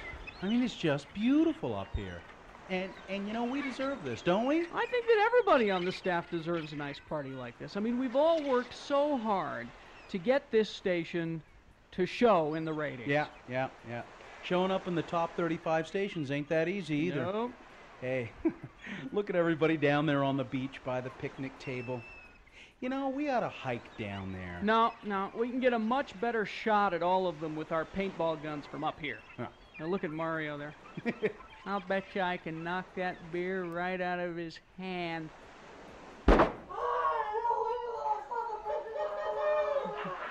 Good shot. hey, they can't see us up here, can they? Well, apparently not. Hey, listen, see if you can splatter the side of Bessie with a volley of that green paint you got. Righto. Just about spelled my name. Hey, they're all starting to scatter and take cover now. What a great party. Hey, see if you can hit Sunny before she makes it to that tree. Okay. Oh, damn, I missed her. You know, she's so thin, there's not much of a target there. Hey, what's Ed Acme doing? Well, it looks like he's pushed over the picnic table and he's using it as a barrier. Get out your binoculars. Got him. Oh, my God. That's a 30-30 he's pulling out of his knapsack. Oh! And it looks like he's got a bead on us, too. That was too close. Godfrey! Jeez, everybody else seems to be packing heat, too. Look at that. Mario's gunning back at us with some kind of flare gun. Whoa! Gee! All right, Sonny thinks she's going to hit us clear up here with that little pistol of hers. Oh! Oh, but Acme's really got us pinned down with that thing. Well, then I guess it's a good thing I brought this to the company party, isn't it? Oh, an Uzi. Yeah. Bill, you the man. Oh, God, what a great party.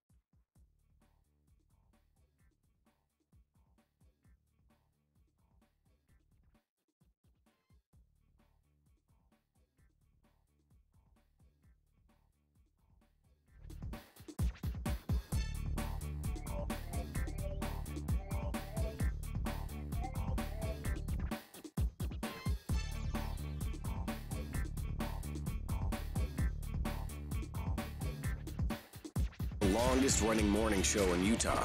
That doesn't necessarily mean it's good, but I mean, come on. You know, we'll take what we can get. X96. 3-Bit Gamer Show talk. Or do we just call this the 3-Bit? No, because the 3-Bit Gamer Show is the podcast. Yeah. Fresh Mountain Air has always been free, and so have Snowbird's Family Flicks on Friday nights. Cool Air concerts on Saturdays. They've got a great lineup this summer, running every weekend through August 11th. Details at snowbird.com. Now, don't we have to do something before we do the 3-Bit Gamer Show? Yep, and he didn't send it to me. Why? But right? Could just write it on the paper. Could just do that. Yeah. Well, are we going to Here we go. I got it. Okay. X96 proud to welcome 30 Seconds to Mars and Walk the Moon, USANA Amphitheater, Saturday, July 14th. Tickets are on sale now at all SmithTix outlets and SmithTix.com. Listen every day this week at 8 or 8:04, 2 and 5 for your chance to win your way into the show. Go to X96.com for more chances to win. I'm going to give you a keyword, and you will text it to 33986 for a chance to win. The keyword is dangerous, DANGEROUS, dangerous, 33986. And I'm going to sit and watch all of the misspellings come in now. And now, Jonathan is here.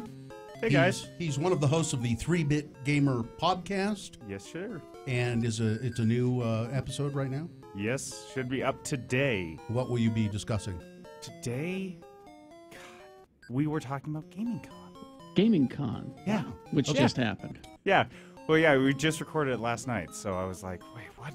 Yeah, it's been a long weekend. We had Gaming Con last weekend, and it was a long one. It was 2 days. This is the Salt Lake Gaming Con, and it's in its third year. And this was it was unbelievable. Like last year, I was telling Dylan, I was like, remember, we had enough downtime on the show floor to record a podcast. This year, we couldn't even step away for lunch until like 3. Like one of us was able to escape. It was so busy. So what were you doing at the Gaming Con, Jonathan? So we were exhibiting at the Gaming Con, trying to, just chatting with, making new friends and fans and stuff. But the stuff that was going on there was just unbelievable. Now this is like I said, it was in its third year. It has become the 5th largest gaming convention in the country. Really? Yeah, 15,000 people were there. I had no idea. Yeah, I didn't either. It was crazy. I was talking to the owner of the show last night, and he was just shocked. He's like, they had, if you count both days, it was somewhere around like 25,000 visitors with people coming back.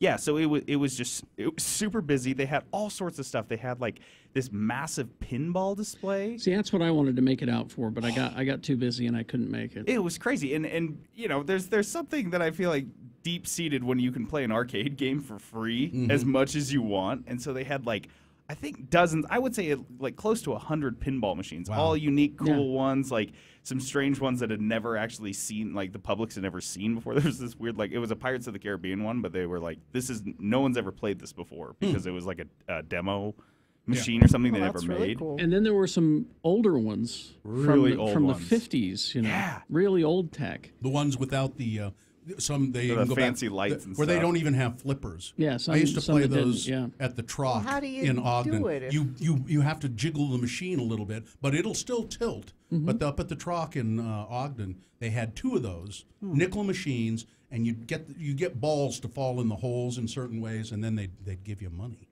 So yeah, but a lot of gamers. Yeah, lots of gamers. And, they had a lot of esports tournaments. They had tabletop tournaments. They had a Lego fire walk. I saw people walking around with a T-shirt that said "I survived the Lego fire walk." Just walking on loose Legos. Yeah, they had like a carpeted ring. Yeah, and it was just Legos. It was littered with Legos, and you could. That's awful. That's awful. You challenge your friends to walk across the Legos. Not me. I'll zip line. I won't do that. So, Jonathan, what else is going on? All right. So the other big con was, and this is what I talked about last month, was E3 2018. Now I don't want to rehash anything I already talked about, but oh man, there were two big ones that came out that I am just so fired up about. The first one is Cyberpunk 2077. Now this is from CD Projekt Red. These are the guys that made Witcher 3. This is a Polish studio. It was such an outstanding Witcher 3 was such an outstanding game. It was based on a lot of like Polish folklore that when Obama came to visit them, that was what they chose to give him as like a gift, as like a state-sponsored gift, was a copy of this game. So this is their next game. So obviously people are a little stoked. This was announced like 6 years ago.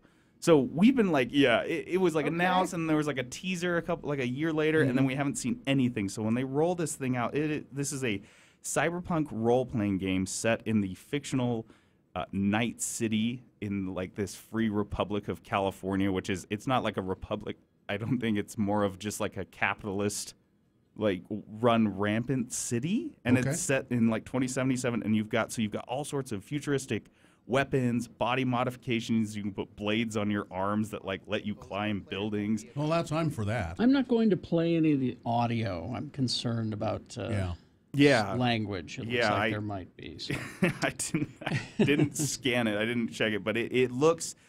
So they released this trailer, and that's really most of what we have on it right now. We've got some interviews and stuff with devs. But the trailer, you guys, it'll be posted online, and it is unbelievable. It's just so crazy. If you like cyberpunk, that style, imagine America. Just a cyberpunk game that is just so.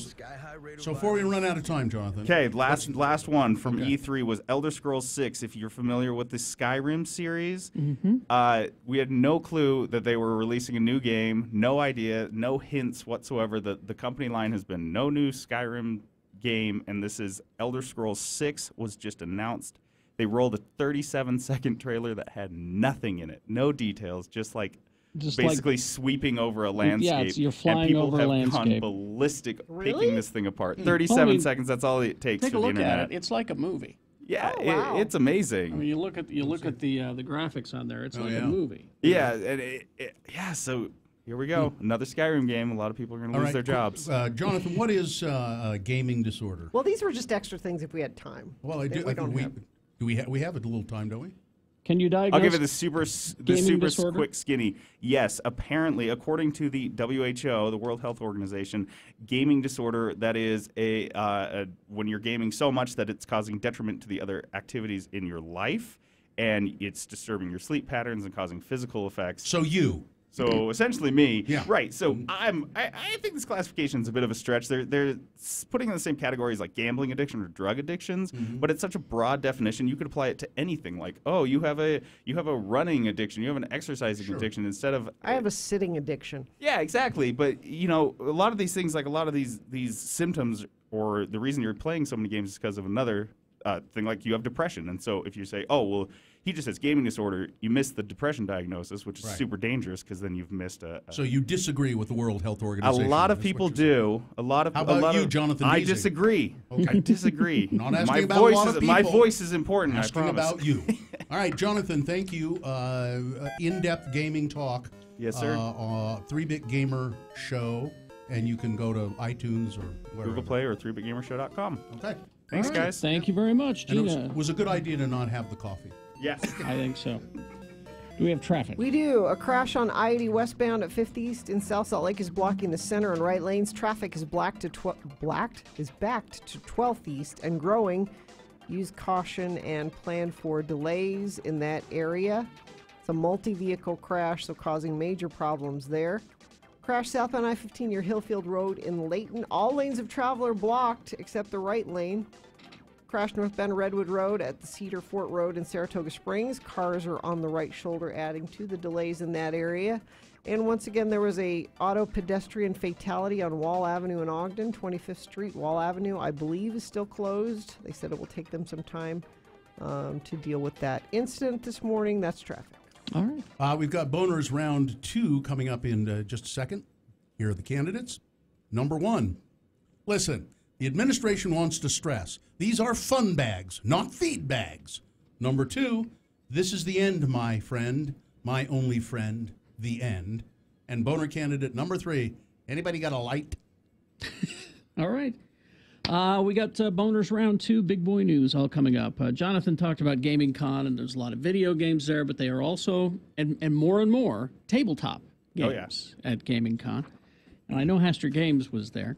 Yeah, we were right next to him. Yeah, 6831 South State Street is where their permanent location is, not at Gaming Con. Now, while you were down at Gaming Con, you probably saw a tabletop game or two that you'd never seen before and thought to yourself, oh, maybe I ought to give that a try. You can go to Haster and try it. You can stay and play at Haster. They'll just open the box for you. Yeah, they have a big, huge library, hundreds of games. They probably have one that's already open and say, oh, you were curious about this one? Here you go. Here's how you play it. Locally owned and operated store for all modern and classic board games, Magic games, and much more. Maybe your only point of reference up until Gaming Con was Dungeons & Dragons. But now you can explore it further. Not only does Haster carry the best selection of all the latest board games and Magic products, They buy pre-owned board games and Magic products as well. It's a great place to stay and play. Remember, Hastur has it. They are open from 11 a.m. to 10 p.m. Monday through Thursday, until midnight on Fridays, and open till 11 p.m. on Saturdays, noon to 5 on Sundays. 6831 South State Street, it's Hastur Games. Salt Lake Community College presents the 2018 Twilight Concert Series.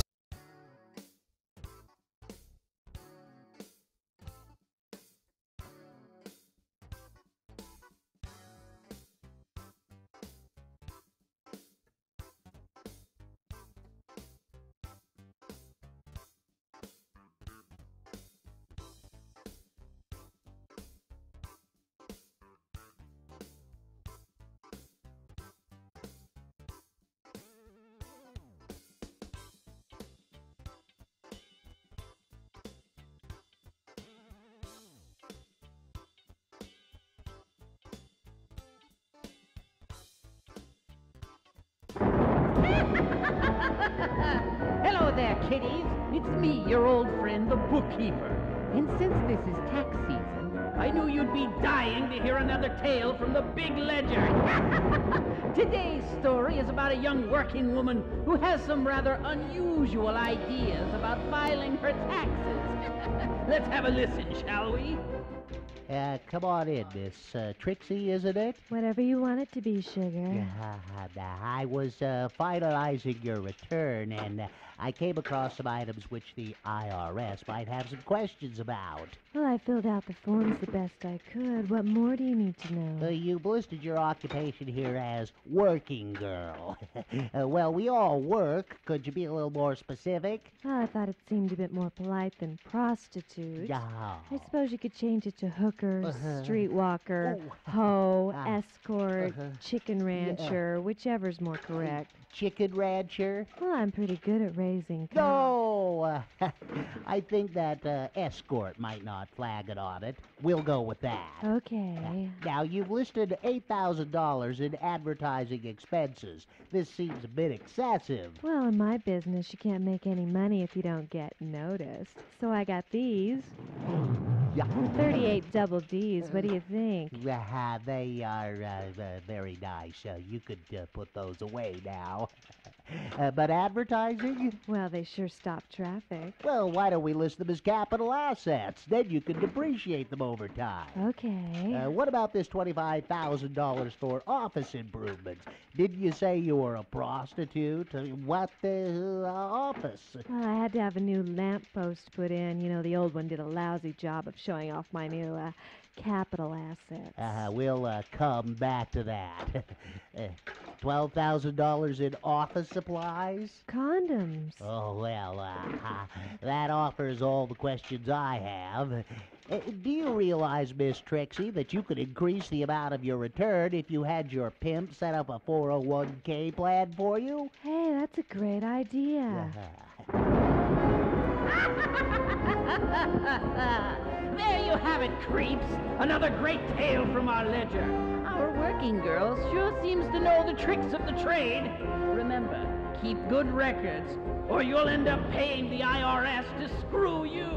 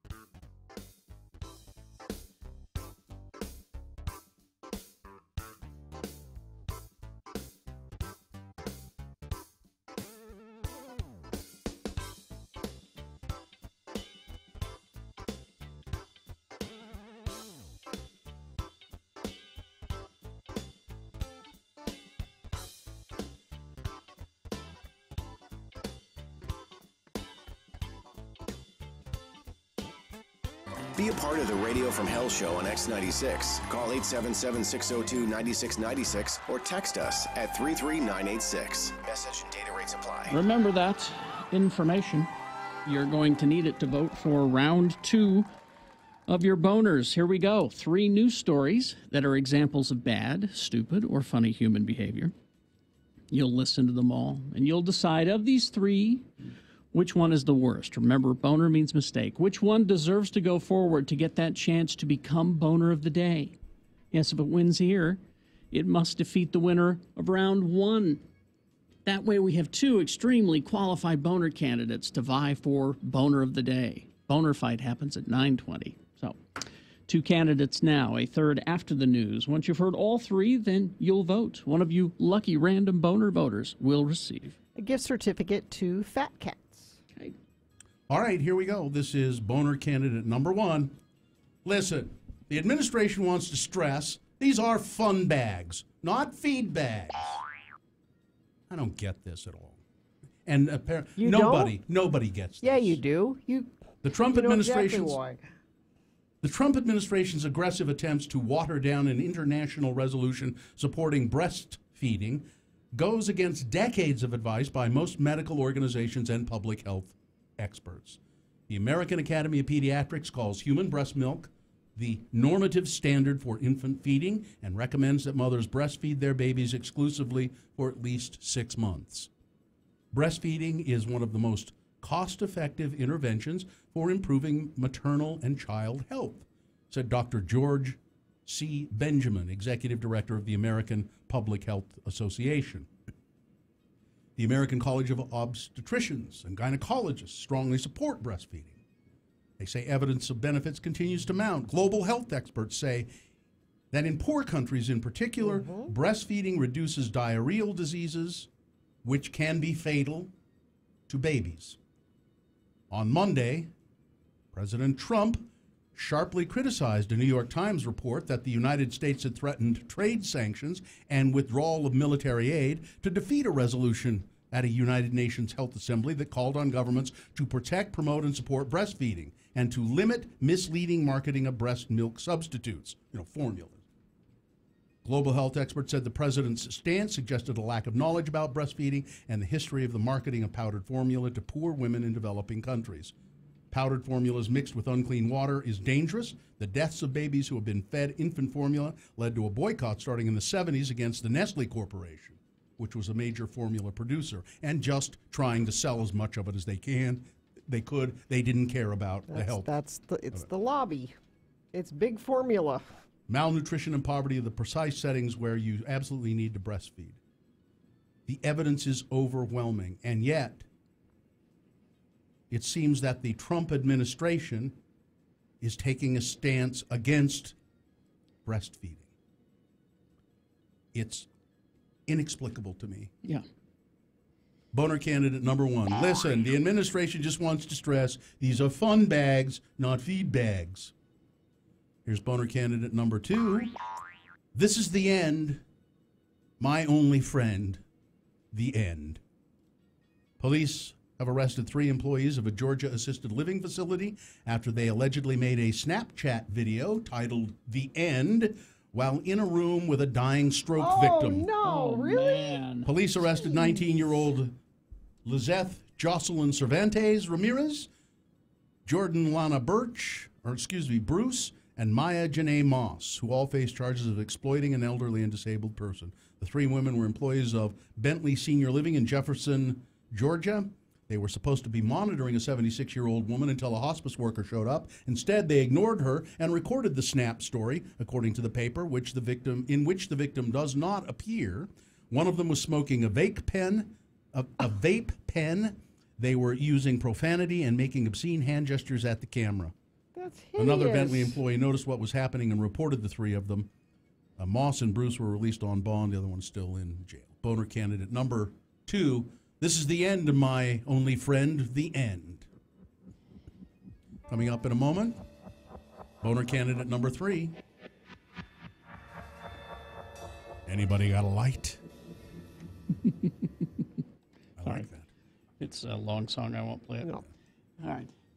Boner candidate number 3 coming up after this here, Big Boy News and Opinioendo, brought to you by Feldman's Deli, featuring corned beef, pastrami, mustard, pickles, imported from New York City, now serving breakfast and lunch Tuesday through Saturday, dinner Thursday through Saturday, featuring local live music Friday and Saturday nights, 20th East, 27th South. For more information, go to feldmansdeli.com.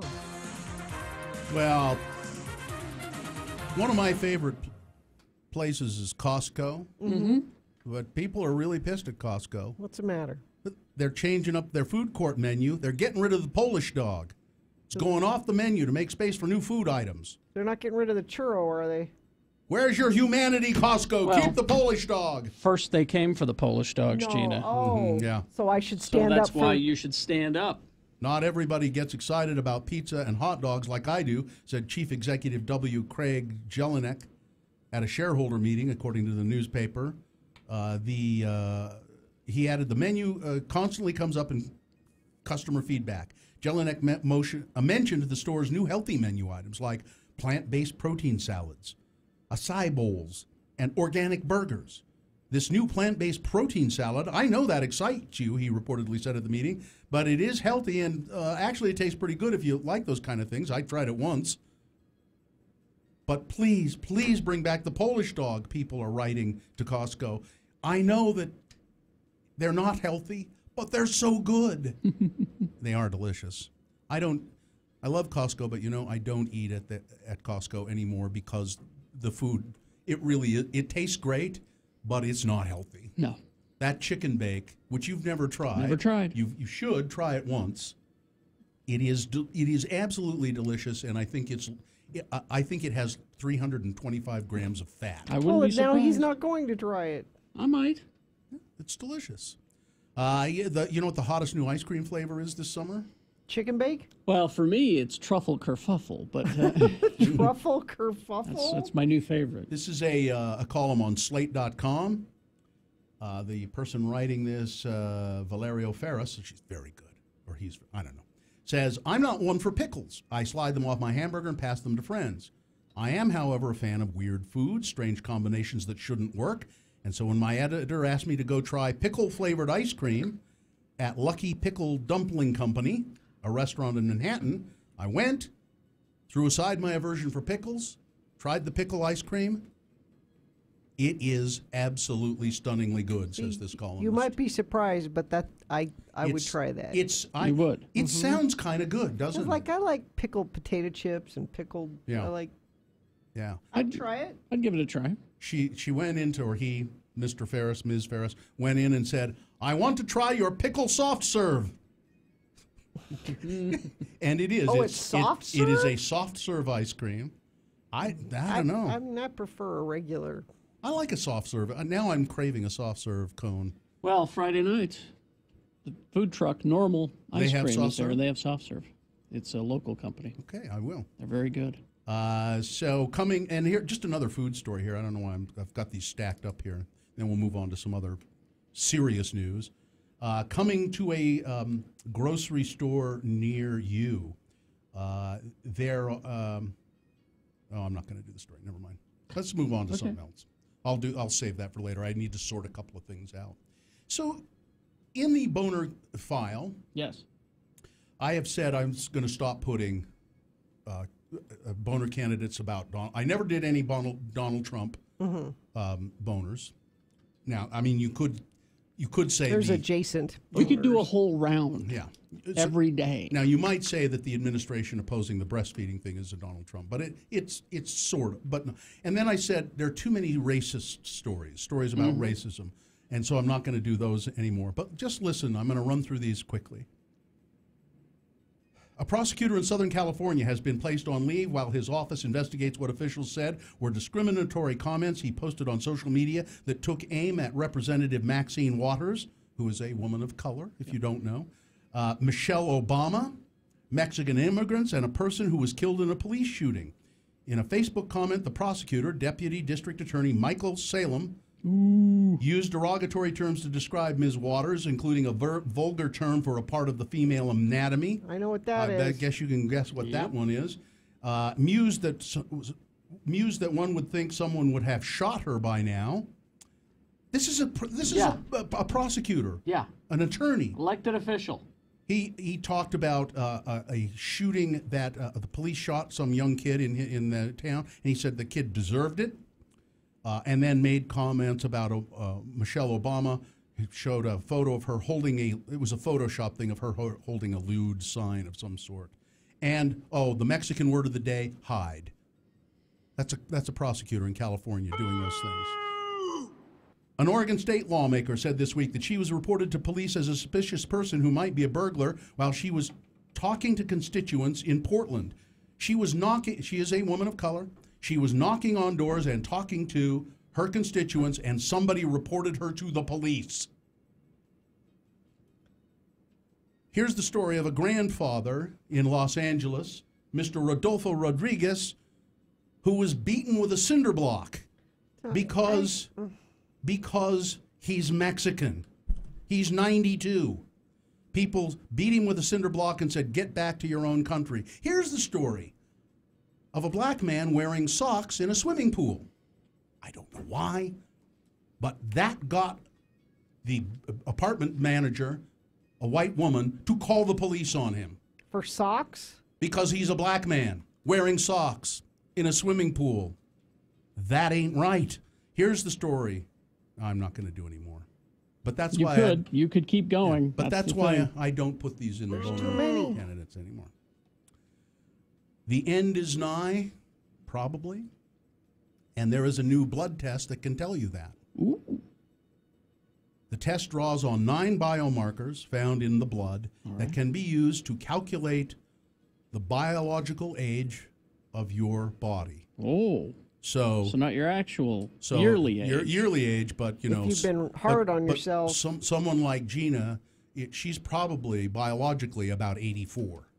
I look good for 84. 3 kids. Yeah, it's on the inside. Researchers at Yale University in Connecticut found the test was a more accurate predictor of life expectancy than a person's chronological age or any of the biomarkers individually. So you put them all together, and they'll say, looks like you got about 5 more years, or you've got 15 more years. And apparently, they're pretty accurate. So if you want to know... I'm curious. Do you? Would you want to know? No. Yeah. No? I don't know. Would you want to know? Yeah, I would. Why? Because there's a lot of stuff that I have to get done. Well, then just do it. You're not going to get it done if you don't know when. Well, just do it. It's easier said than done, and but you do get to a certain point where you think, man, time's wasted. Time's running out, and I got a lot of stuff to do. It is whether you know that deadline or not. But maybe it would make you, I think it might be a motivator. Could be. I think it would be. Could be. Yeah. Yeah, a motivator to say, geez, I only have 10 years? But then that might just depress you, and then you might not do anything. Well, yeah, maybe. Or you'd make the most. Make the most. You should make the most. Everybody should. Oh, just say that. It's easy to say that. You should. But you don't do that. Well, define making the most. A chicken bacon soft serve ice cream? You should try it. That's making the most. Let's get you to Costco today. They have soft serve there. Yeah, sports weather traffic. I forgot to mention earlier, but there is an international friendly happening at Rio Tinto Stadium today. So it's Real Salt Lake hosting the German DFB Cup champions. How do we know he's friendly? Well, it's a whole team of friendly. It's not just it's one of those. friendly. In other words, this game doesn't count. It doesn't count. It's just like an exhibition game. But it's the Germans, and they're good at the soccer. Yes, they are. And tickets start at only $10. And it's tonight, 8 p.m. at Rio Tinto. You can still get tickets. Go to rsl.com, and you can probably get them at the door as well. Weather, it's a lot like it has been. Hot and a chance of a shower and thunderstorm this evening that probably won't produce any rain. It'll just be cloudy and noisy. But we can hope for a few drops. 98 for a high. Traffic, multi-vehicle crash on I-80 westbound approaching the State Street exit. 3 cars are on the left shoulder, 4 cars on the right shoulder. Traffic is backing to 13th East and Sugar House. That's a busy area, busy time of the morning, and that's a lot of hassle there. Crash southbound I-15 Hillfield Road in Layton. Several lanes closed in that area as well. And don't forget the earlier auto pedestrian accident, Wall Avenue in Ogden. Wall Avenue and 25th Street closed and will probably be that way for a while. That's traffic. Smartphones are important in today's world for business and friendship and within families. That's why Bad Apple, they don't just fix phones. They do data retrieval, water diagnostics, iCloud questions. If they don't know the solution to your problem, they'll find out. Locations and more at badapplerepair.com. All right, here's Boner candidate number 3. Anybody got a light? A suspected drunken driver in California. This is according to Amy Walker with the California Highway Patrol. There's a mugshot of this guy. His name is, it's at x96.com/live. His name is Robert Quigley. He's 25, and he rear-ended an SUV that was stopped in traffic on westbound Interstate 80 just west of Antelope Road. That's a pretty desolate area, though. At the time of the crash, Mr. Quigley was driving about 80 miles an hour, according to Chips. An officer spotted the car after it burst into flames and turned around in traffic. The officer turned around in traffic to get help. As he did, he spotted Mr. Quigley switching seats with his female passenger. Mr. Quigley later then admitted to the officer, "Yeah, I was driving. I'm sorry." Now, Mr. Quigley didn't have on a shirt, but he did have a cigarette behind his ear. And as he was outside of the car talking to the police officer, he took the cigarette out from behind his ear and walked over to the burning car and lit the cigarette, and in the process burned off his eyebrows. Oh. Yay. As you can see, his eyebrows are rather singed there. That's Mr. Robert Quigley, a 25-year-old ne'er-do-well who really should give up cigarettes. Boner candidate number 3. Anybody got a light? All right, let's review the first 2 and vote. Boner candidate number 1. Listen, the administration would like you to know, they want to stress that these are fun bags, not feed bags.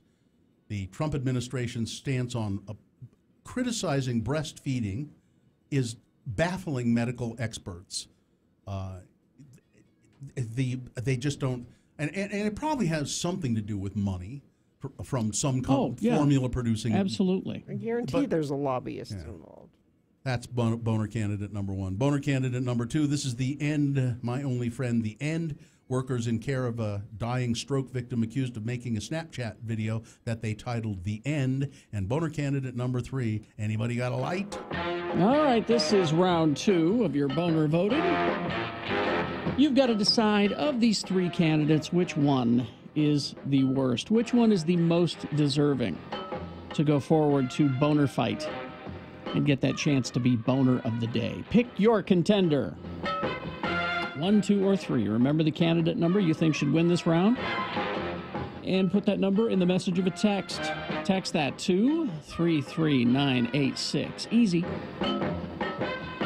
Festus is taking votes in the producer's booth with your voice at 877-602-9696. Or go to x96.com. Look for the box that says Boner Voting July 10. Vote there. We've only got 4.5 minutes, though. Let's go. This is round 2.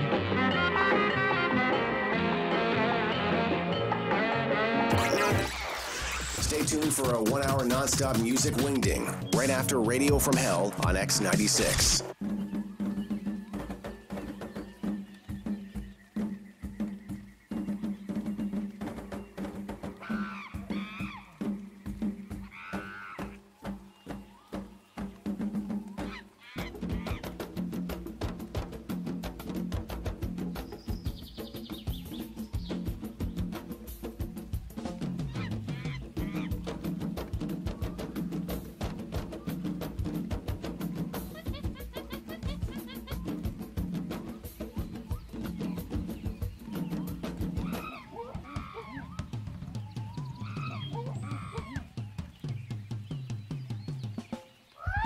Here's what Bill Allred is thinking when he's not on the air. Gotta think up some new features for Radio from Hell. Spice the show up. Maybe we could do a top 10 list. No, every morning show has ripped that idea off from Letterman. What about bringing back that character I used to do? PBA bowling champ Wayne Zahn. God, no. That was stupid then, and it'd be stupid now. What about a character who can read minds or predict the future? No, that's too much like Karnak. Double time checks might make things sound snappier. It's 7:27, 27 minutes after 7. Geez, that's stupid. God, I just know I'm going to be thinking about this all day. Here's what Carrie Jackson is thinking when he's not on the air. Oh, we gotta start working on this new Space Elders bit for this fall. And maybe we should call it Elders in Space. No, that's too much like pigs in space. Space Elders, that's it. Man, it's gonna take a lot of production, music, and sound effects. Good acting jobs by Bill and Chungo, which is next to impossible. Maybe I'll ask the janitor to do a role, even he'd be better than those guys. Man, this Space Elders is gonna take a lot of work, but it's really gonna spice up the show when we get it going. Man, I'm gonna be thinking about this all day. Here's what Jimmy Chunga is thinking when he's not on the air. Pudding, chocolate pudding, vanilla pudding, butterscotch pudding, rice pudding, tapioca. Oh man, I love pudding.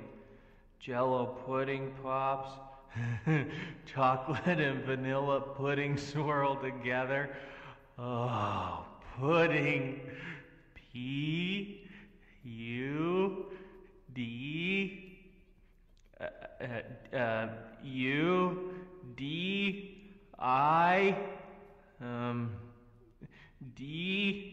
Oh, pudding. I'd kill everyone in this room for one spoonful of sweet, sweet pudding.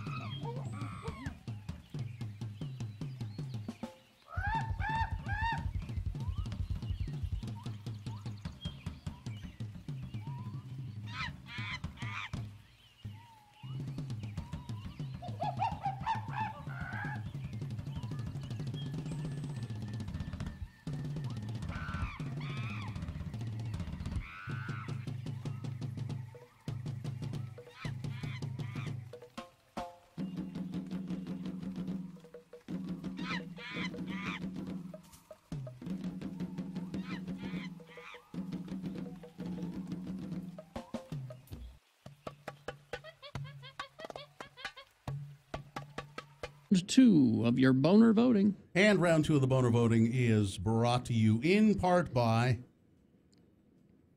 some poppy seed cake. Oh, delicious. nice. And 99-cent summer is back at Fat Cats. All summer attractions at Fat Cats are just 99 cents. Get more information and plan your visit at fatcatsfun.com, fatcatsfun.com. So we had Boehner candidate number 1. Listen, the administration just wants to stress that these are fun bags, not feed bags. The Trump administration taking their stance on breastfeeding and formula criticized by medical experts. It's almost just too baffling to be true, but Boehner candidate number 2, this is the end of my only friend, The End. Workers in care of a dying stroke victim accused of making a Snapchat video titled The End. And Boehner candidate number 3, anybody got a light? DUI suspect crashes and then tries to light his cigarette using his burning car. Let me see, where did this go? Do you have a prediction on who might have won? No? Just tell me. This is a tough one. Yeah. It was pretty even voting. Yeah. But one, actually, so 2 of them were very close, but then the one that won was about 30 votes. Let me predict. Okay. Breastfeeding. Nope. Really? Boehner candidate number 3. Anybody got a light? Oh, okay. That was just a fun one. Yeah. Well, that's your winner of round 2. It now will go up against the winner of the round 1 voting. We'll take both of those candidates and throw them into the Boehner Dome at 9:20. Boehner fight at that time decides who is Boehner of the day, so you better be back for that. It's hard work. Mm-hmm. All right. So, remember the story of the knife that I told some time ago? Give us more than the knife. No, I'm sorry. I wasn't going to do that, Gina. I had no intention of doing that, but now you're making me tell you the story. There was and I brought the knife in. It was a wicked-looking knife, kind of substantial, and it had a silver dragon. Was this the one that you found? That my son found in the park. That's right. Yeah. And it has a belt clip, and it's got a little lever that you can, it's not a switchblade, but it's a little lever that you pull like this, and the blade comes right out, and it has a big hook. The blade is a hooked blade, and it's pretty sharp, but it's not it's not really a fine knife. It's it's something you could probably buy for $20 or $30 or something. But my friend Miriam, I've stopped calling it the book club. It's a literature study group, because it's not a book club. It's not like where you read. It's not like what I'm part of. Yeah, it's not like where you read the popular fiction of the day and then talk about it. But what do you do? These are everything we've read in this club is all classical literature. But then you talk about it. Yeah, and then we talk about it. It's so a study group. Hers we drink wine and maybe talk about the book a little bit. Do you drink wine? We do. We take a break. See, we discuss. I'm waiting to hear how the difference between the book club and the study group is. But well, the difference is in the material. The big difference. Okay. But we take a break and have wine and food that people bring. Yeah, we do. And then we go back to finish the discussion. Yeah, we do. And this is with these elderly. That sounds terrible. These older, very liberal people. These are all every single one of these people are liberal Democrats, I think, and they're like retired college professors. A lot of retired college professors in your group, Gina. Retired judge. There are doctors and lawyers, not retired. They're still working. Active. Yeah. These doctors and lawyers. It sounds like these are all retired people. You might have a study group, Gina. No, he has a book club. No, I have a study do group. I have a study group. She has a book club. I don't know. She's reading books like Gone Girl. We're reading the letters of Abelard and Heloise, which were written in the first century. Both works of fiction. But no, the letters of Abelard and Heloise are actual letters that were written between Peter Abelard, a monk, and a nun that he had an affair with. Her name is Heloise. All right. Oh, and my wife and my daughter found that knife in the park. Is there an affair in the story that you're reading? Yes. Okay. And most at of any them. rate, sounds like most of them. I think you. I'd like you both to have study groups. Okay. Here's the big difference. All right. Here's the big difference. All right. We have one person who guides the discussion. Yeah, He is a retired English professor. He is a brilliant professor from the University of Utah. He has multiple degrees. and taught for many years at the University of Utah. And he has gray, wispy hair like an old college professor. Nobody has gray, wispy hair. Nobody in yours? Nope. So mine's a study group, hers is a book club. The gray, wispy hair is the giveaway. So as soon as you guys get gray, then... So anyway, if you want to see this woman, Miriam Bloom, Miriam is, I think, about 90, and she said, I said, I'm going to talk about you on the radio, Miriam. I talked about her once before. We were doing that, we were reading that literature, and there was a story about a werewolf in it, and she made that cake, remember, that was a head of a werewolf. And so she's a really cool person. And but the first time I ever met her at the study group, there was a package that needed to be opened, and Miriam reached in her pocket and pulled out a pocket knife. Said, "I've got this." She talks like she goes, "I've got this," because she's deaf as a post. And anybody deaf in your book? No, there's no shouting. And she opened the package with this knife, and I said, Miriam, you have to stand right in front of her. A woman should always carry a knife. She said, always carry a knife. It comes in handy. Okay. Believe me. So when we had this, when my wife and daughter found this wicked-looking knife in the park, I thought, Miriam, I'm gonna show it to Miriam. She would like to see this. And if you go to x96.com/live, you'll see Miriam and the knife. Now that's the one you found. That's the one I found. Okay. And I had intended just to show it to her, but when I got to the book club, the study group, yesterday, I thought, no, I'm just going to give it to her. I made a gift of that wicked-looking knife to Miriam. Now, it's kind of significant, too. Now, I said, Miriam, if I find that you've cut off your finger accidentally with this knife, I'm going to feel horrible. So, and I'm going to talk about it on the radio, if that's okay, and show your picture. And she said, it's okay, I can't hear the radio anyway. So I gave her the knife. Now, the book that How do you have a discussion with somebody? They can't. Well, she's not the only person in the study group. She sits here, I'll tell you. She sits right in the front so she can see Michael's face, and she reads his lips as the discussion goes on. And she makes very cogent comments about what Michael's saying. When we're talking kind of around, she's not involved at all. The book she's holding it's the letters of Abelard and Eloise, written by this monk. And they're actual, truly letters, and it's the most touching stuff I've ever. I wept when I was reading some of it. But part of the book, Peter Abelard talks about. He has this affair with this woman, Eloise, and they are discovered. And in the middle of the night, some thugs come in and castrate him, and he writes about it. You know, he's writing to her about this, and they cut off all of his junk. So there's Miriam holding the book. She holds up the knife and said, "It's perfect for the book, isn't it?" I don't want to see the cake though. Yeah. Related to the book. If it was a werewolf last time, I don't want to see that cake. Next Monday, I'm going to say, Miriam, how about a cake? Your thematic cake? Yeah. Anywhere here? Yeah. Anyway, she was thrilled that I had given her this knife. I don't think she'll ever. She said, it has a clip so I can wear it on the outside of my pocket. She might. She might. I don't know. I hope at least when she comes to the book club, she'll wear it proudly. She's also, she's holding. You can see there's a loop, kind of a hole in the bottom of the knife. And I said, look, Miriam, with the blade in, it's perfect for twirling around your finger like this in a menacing way. And she said, I'm going home to practice.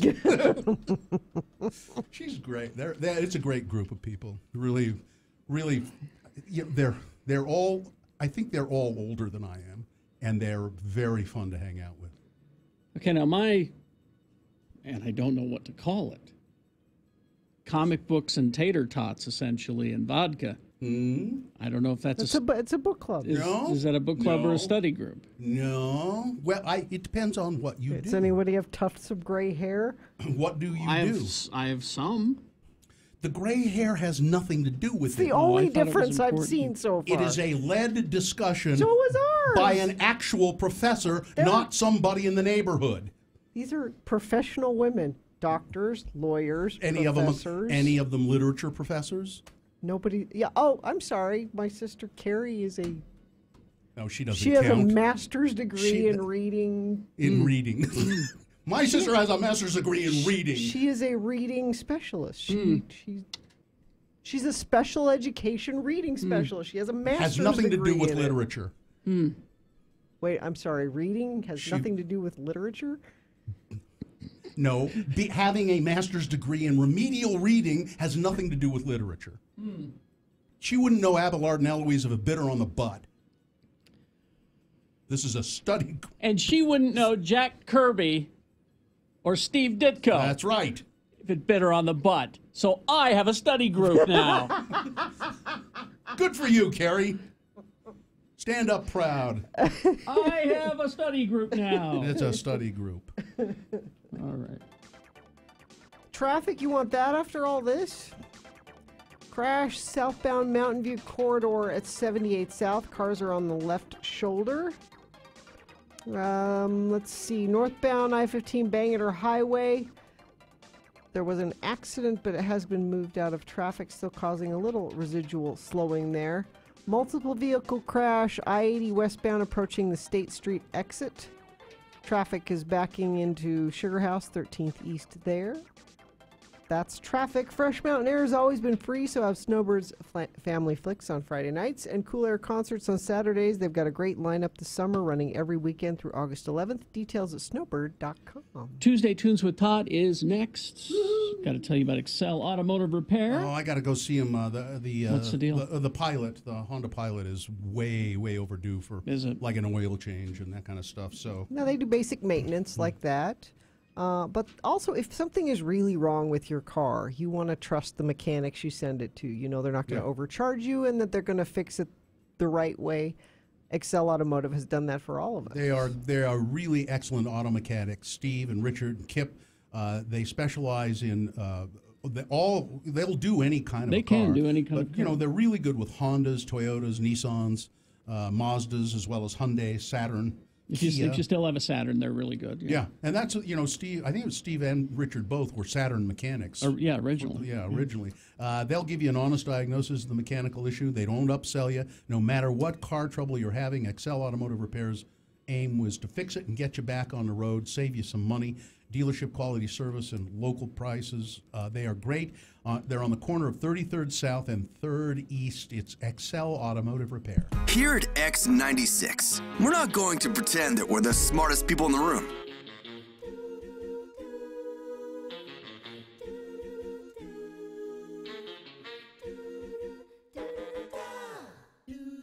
Gina, most people, when you go to a party and someone turns on the TV, the party goes from within about 15 minutes to everybody staring blankly at the television. That's true. And not talking to each other. That is true. So it'll be a good thing to do at the party. Yeah. The point of the party, if you're having a TV party, then yeah, turn on the TV. Yeah. Otherwise, don't. Yeah. Is that why your parties don't work, I don't Gina? know. Could that I'm not be good it? at having parties. When's the last time you gave a party? I don't know. What counts as a party? Is having people over a party? Or do you have to have like a celebration of something? No, I think if you invite people over, it's a party. Even if it's a family dinner, it's a family dinner party. Oh, then we have those all the time. Do you? Yeah. And the TV goes on. No. After dinner? No. No TV. During dinner? No. Music. Oh. That's it. No TV. I love people who watch TV during dinner and have TVs in their kitchens and stuff. That's just really odd, I think. We don't want to talk to each other ever for any reason. Yeah, it's just really strange. I knew a family who had a small TV on their dinner table, and they would eat dinner and watch television. Sitting on the table. Yeah, sitting on the corner of the dinner table, a small television, and it was on when they ate dinner. So they never talked to each other. No, not much. Maybe that kept the fights down. Well, that's what I'm thinking. Now, when we watch TV and eat at the same time, it's because usually we don't have the time to do them both proper. So then do you take the food to the couch? Yeah. Take the food downstairs. When I first met my wife, I was not adverse to doing that. I was also not adverse to having a television in the bedroom, and she was against both of those things. And so we have not done them in, I haven't done them in years. Mhm. And now I can't imagine doing it. Even having a TV in your bedroom? No, God, no. No TV in the bedroom. Why? Especially not in the bedroom. Why especially not in the bedroom? Because you don't like to get under the covers and... Because it's useless. For me, it's useless. If I had a TV in the bedroom, I mean, when I go in the bedroom and get in the bed, you know what I do? Bonk, sleep. Within 2 minutes, I'm out. And if there was a TV in the bedroom, I would be out within 30 seconds. I mean, it would serve no use. It would just serve absolutely no purpose to me to have a TV in the bedroom. Gotta have a TV in the bedroom. Do you always watch TV before you go to bed? No, it gets turned on maybe once a week. But you gotta have it. But you gotta have it. Those Saturday mornings when you wake up and you're not going anywhere and you're just kind of lying there, you're like, let's see what's on. Yeah. That'd be Let's nice. watch little cartoons. See, that would be nice. You know what you need? You know. You need what we have is like a cabinet that you can just totally shut it off. That's so what we have. So you can and then pretend there's no TV in there until you really The other want reason one. you need the TV in the bedroom is, the porn. But that's another subject altogether that They have porn on TV? Sure. You can put the porn on TV. Really? Uh-huh. You control the vertical. You control the horizontal. No, the porn controls the vertical.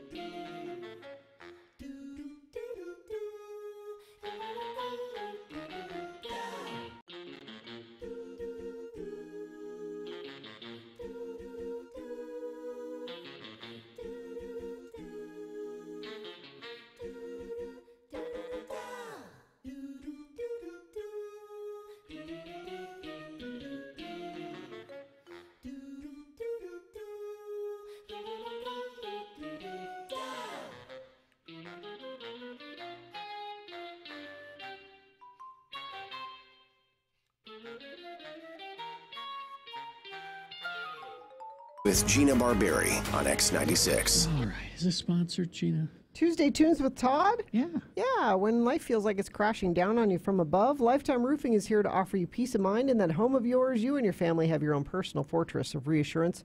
Roofs at Lifetime Roofing are simply better than everyone else's, period. Here he is. Turns with Todd on X96. Ran from hell. It's Mr. Todd Newcomb. It's been a couple of weeks. Oh, it has. Yeah, it has. You guys were gone, and then it was the 4th of July, and everybody was out. Yeah, but it's nice to see you, Todd. I'm back. Todd, of course, the program director here at X96, and also does the afternoon shift, 3 to 7 p.m. Monday through Friday, and then at other times, I don't. Yeah, just whenever. Every day, Yeah. essentially. Yeah. So I'm here in the afternoons. We play music, and sometimes I bring music to play in the morning. What did you bring us today? Well, this was fun because we had Blue October in the building. It was about a week and a half ago. And I saw the pictures. Yeah, and there's video of his acoustic performance, Justin Furstenfeld from Blue October, the coolest, nicest rock star you'll ever encounter. I was going to say, seriously. all the pictures that I saw, he was hanging out with fans, he was engaging, We had a line of people all the way down the block to come in and see this acoustic show, and I mean, I counted. When it started, we were at like 175 people downstairs for him, and he stayed and took photos with every single one of them. Really? Oh, that's wow. Nice. And That's really he's cool. just the coolest, sweetest guy you'll ever deal with, and makes great music and always has. Is he from here? They're from Texas. He's Texas. He's a Texan.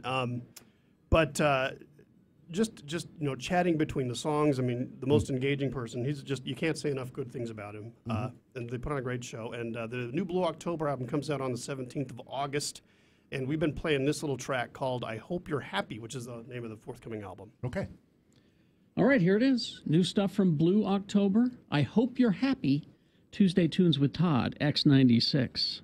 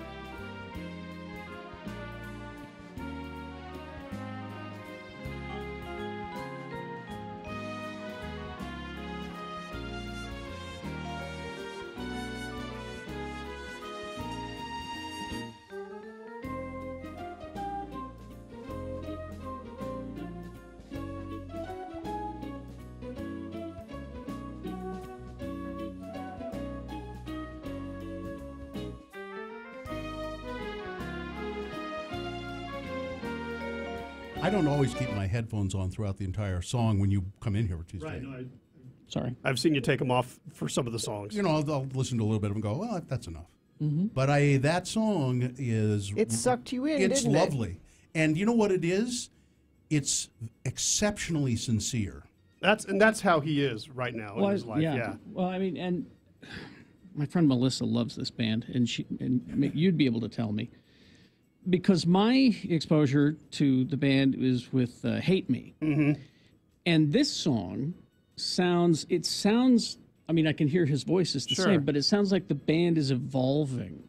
Yeah, like Justin Furstenfeld has he's put himself through hell and he's kind of recovered now, and and he's happy, he's married, he's got kids and stuff, and that's kind of where he is, and you can just feel it coming out of the music. Yeah, it's great. It really is just a sincere, genuine song, and an amazing acoustic version of that on x96.com. Go check that out. It is just fun to see. I mean, because you can take that's the studio version of the song, but you can just take a guy with an acoustic guitar and let him play it. So it was just him and a guitar. Yeah, the merit of the song stands on just that. That's a damn fun song. I mean, the lyrics are amazing. Yeah. Well, now I gotta go look for that. X96. Oh, sorry, Gina. Everything's a complaint with you, I isn't gotta it? do that. But their new album comes out August 17th. Pre-order it and you get a bunch of free Bonus tracks stuff. like right away. So you get like 3 or 4 tracks as soon as you Now pre-order. I'm gonna tweet it, Blue so October. everybody's gonna see it. Oh, not Thanks, Gina. everybody. Gonna do all that. Not everybody, Gina. 10,000 people, maybe. Her book club won't see it. No, Why won't my book club see it? they don't like Do you. they follow you on? Sure they do. Oh, No, okay. All right. not one of. I know my study group. None of them follow me. They don't know what Twitter is.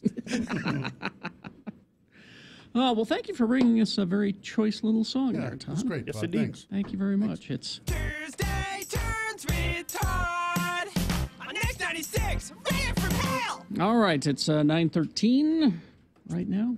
Speaking of Twitter, Yeah. I just a few minutes ago received this picture.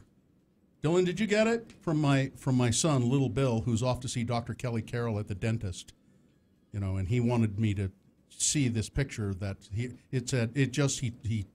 texted it to me, and it just says, "I'm off to the dentist. I'm off to see Dr. Carroll." You can see it at RFH Bill on Twitter if you'd like. Does he have You should like you hillbilly teeth? Yeah, yeah. Look, you should just look at it. My son, Little Bill, he's an odd kid. He is a very odd kid. I love him dearly, but man, and he's going to go into the office With the hillbilly with teeth. the teeth, and they're really ugly. I don't have it up. Well, Is we there just an got incident? an incident. A That's 3 or what you 4 car accident just happened on I-80 and 700 East. Oh. Only left lane is open. I'm sorry. Thank you for that. There he is at x96.com/live. Well, yeah, he needs desperate help. What a goofball! All right. We got Boehner fight coming up. Just a few moments. I'm ready. We got some news before that, but first, Hoops Vision Correction. Yeah. HOOPESvision.com is the website. Life without glasses or contact lenses. It has been great. In the summer, like if you go to the beach, you go swimming, you go to the pool. I used to have like dozens of those little contact lens cups everywhere and fluid and No more. You knock them over in the middle of the night and Hoops Vision likes to do this because of course they like to do it because they make money doing it, but they benefit a lot of different people. You can be an older person, you can be a baby boomer, a millennial, you can be an extreme athlete. A lot of well-known athletes around the valley have been to Hoops Vision. You'll see their pictures on the wall there. Been to Hoops Vision for laser eye surgery. So right now, if you call Hoops Vision, the number is 877-30-LASIK. That's 877-305-2745. Or go to the website, hoopsvision.com. If you make an appointment, if you decide to schedule the procedure, you'll get $800 off if you just say, hey, Kerry and Bill, Radio from Hell, told us about it. You'll get $800 off right now at hoopsvision.com. Hey, party people, I'm John Smith, and I have for you every single day a 1-hour nonstop music wingding.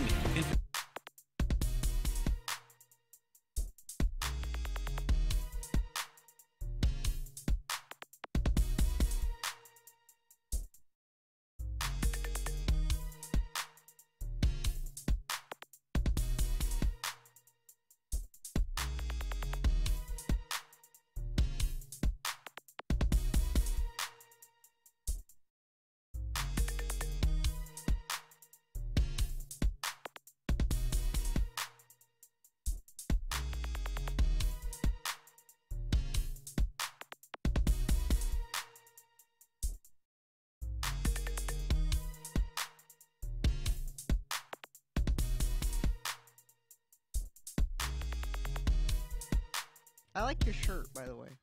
New shirt? No. What? Old shirt. You never wear it, though. No, I don't. Why not? I don't know. It's a nice shirt. I don't wear it very often. Well, you should. Okay.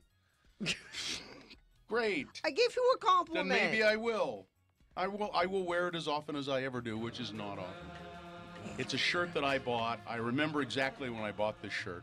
It's when there was an Old Navy over here on 4th South. Mm-hmm. Over there Where on 4th Trader South. Joe's is going to be. Yeah. There was an Old Navy there, and I went in there one day, and they had this big pile of shirts on the floor. I'm not kidding, as Old Navy does sometimes. And they said all of the shirts in this pile are $1.20. I'm not kidding. $1.20, and I thought this shirt being $1.20, that's a negative money. Yeah, it costs more than that to. Yeah, there's more material in this shirt. There's more little, Vietnamese or Singaporean child finger blood in this shirt from sewing the buttons on. And so I bought it for $1.20 off the floor at the Old Navy. You would not think that. It's not. It's just a dumb shirt. You should have kept the receipt in the pocket. My sister bought a coat But we once. never do a 120 time check, Gina. So My sister bought a coat once that was on sale, and it ended up being $7, and she kept the receipt in the pocket so that anytime anybody said, I like that coat. Her sister, Minnie Pearl. No, Mikkel. Just to I prove. like that coat. She'd say, $7. No, it's not. I have the receipt. That's She kept it in the that's pocket. right there. Right $7 coat. That is the see again. That's the kind of thing that the Barbary girls are interested in. $7? I don't believe that was $7. But you could have a debate with some other people about the political situation in Tibet or the existence of God. But when you're debating with the Barbary girls, it's whether Bill Murray is going to go crashing parties and how much the coat cost. Is she the good-looking one? They are all good-looking. No, they are not. They are. All of my sisters are good-looking. Lolita! Certainly not. All right, let's get this over with. One is better looking than the others. No, they are all good-looking. It's that one that's really good-looking, and then there's there's an okay one, and then there's that other one. I get phone calls every time you do this. Which one is he talking about? They know. Yeah, they know. I'm surprised they call. All they have to do is look in the mirror. Yeah, all they have to do is look at a family photo, Gina. They'll all point to the good-looking one. All the Barbary girls know. They know who the good-looking one is. It's true. So we're not making these things up.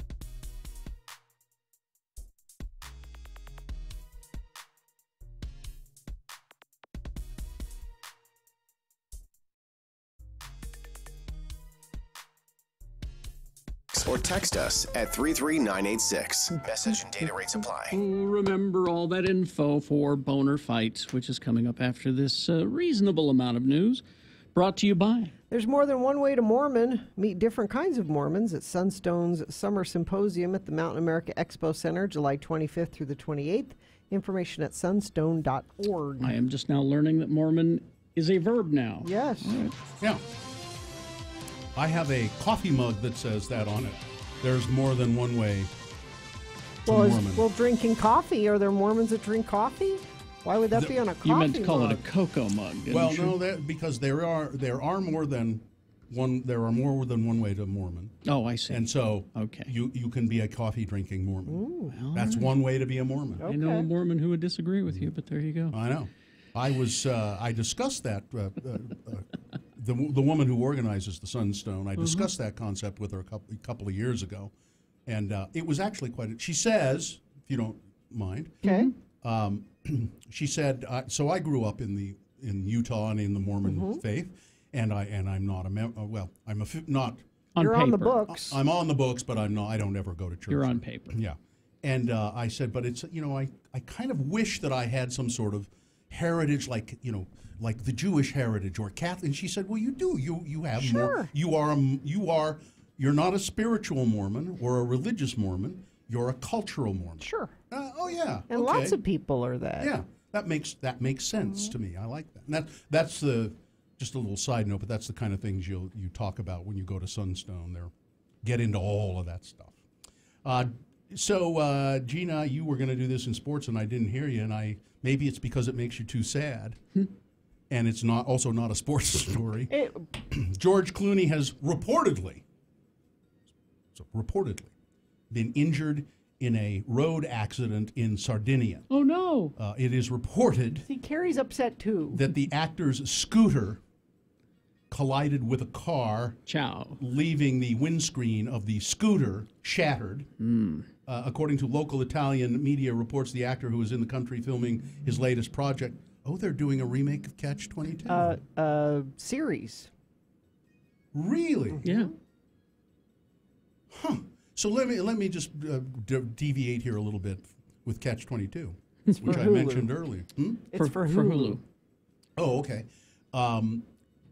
If you have never heard of it, get the book, Catch-22 by Joseph Heller, and read it. Do you know I have it and I haven't read it? I went through this period where I bought a bunch of classics and thought, I'll get to these someday, and that's one I bought. And Will you do me a favor and get to it quickly and then tell me? I haven't read it for years. I remember laughing out loud. It's so funny, and yet at the heart of the book, it's deadly serious. I never saw the movie that they made in the 70s, right? Yeah, Mike Nichols decided he was going to try and tackle it and make a movie of it. It's not entirely successful because it's a really sprawling book with dozens of characters, but it's good. It is a good movie. It captures the spirit of the book. So this is a 6-episode limited series. Now, Clooney's producing and directing. He has a small acting part. He's not the lead in it. Kyle Chandler's the lead in it. Some of the people in the movie from the 70s that you might remember, Orson Welles is in it. Bob Newhart is in it. I can't, there are just dozens of, Donald Sutherland. But Bill, back to the accident, is he okay? Yes. Okay. Reportedly, he was at hospital. Art Garfunkel is in it. That's right. He is. He's good. You should. Here, I have a couple more details. Okay. Bill. All right. Clooney was driving 60 miles an hour when he was thrown from his bike. He traveled 20 feet in the air before hitting the car's windshield. His helmet shattered on impact. So it was fairly serious. Yeah. Not a sports story, however. Well, it was a scooter, Gina. Ciao! He was trying to look cool in Sardinia. Ciao, baby, ciao. All right. President Trump has signed full pardons for Oregon cattle ranchers Dwight Hammond and his son Steve Hammond, whose long-running dispute with the federal government ended with them going to prison for arson. The Hammonds initially served time in jail after being sentenced in 2012, convicted of setting fire to land that was near their ranch. But after those sentences were found to fall short of federal 5-year minimums, they were ordered to be sentenced again to serve full terms. Protesters who rallied to support the Hammonds included Ammon Bundy, who was part of the self-styled militia in 2016 that broke into the Malheur National Wildlife Refuge in Oregon, beginning a standoff with the U.S. government over how it handles rangelands throughout the western United States. The Hammonds, who have been pardoned by Donald Trump, called the 5-year terms unconstitutional, fought them in court, but the full sentences were imposed by a court of law. Yeah. The seeds of the current situation were sown in 2001, 2006. In both those years, the U.S. government and the Hammonds set fires that spread. The U.S. government said that the Hammonds set fires that spread onto land managed by the BLM. That sounds like arson to me. The 2001 blaze burned 139 acres of public land, not their land, public land. And so this is certainly a very wise and judicious use, I think, of the power of presidential pardon, isn't it? But is Trump aware of these guys, or is he just being told by guys like Stephen Miller, here are some people that should be pardoned? They should be pardoned, and Stephen Miller probably is also saying to him, if it is Stephen Miller. Or Steve Bannon, or whoever it might be. They should be pardoned, and the reason they should be pardoned is that it will send a very important message to your supporters, Mr. Trump. These white thugs are fine. Catch-22 is also a ska band. I didn't know that.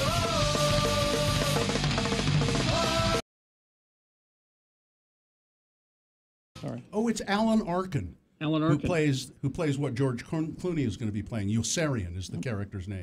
And it also centers around Yossarian. It's World War II. He's trying to get leave, but he can't ever get leave because of something called Catch-22. And you didn't even mention that his wife Amal rushed to his side. Alan Arkin is married to you. What? It's Boehner Fight. With Radio from Hell on X96. All right, we have the winner from round 1 in the 7 o'clock hour going against the winner of round 2 from the 8 o'clock hour. Round 1's winner was Them Muggers Really Mugged Me. A man in India said that the metal cup that was in his anus for 10 days. God. It was put there. There's a picture of an x-ray of it right there, by the way, at x96.com/live. It was put there by some guys who mugged me and knocked me unconscious.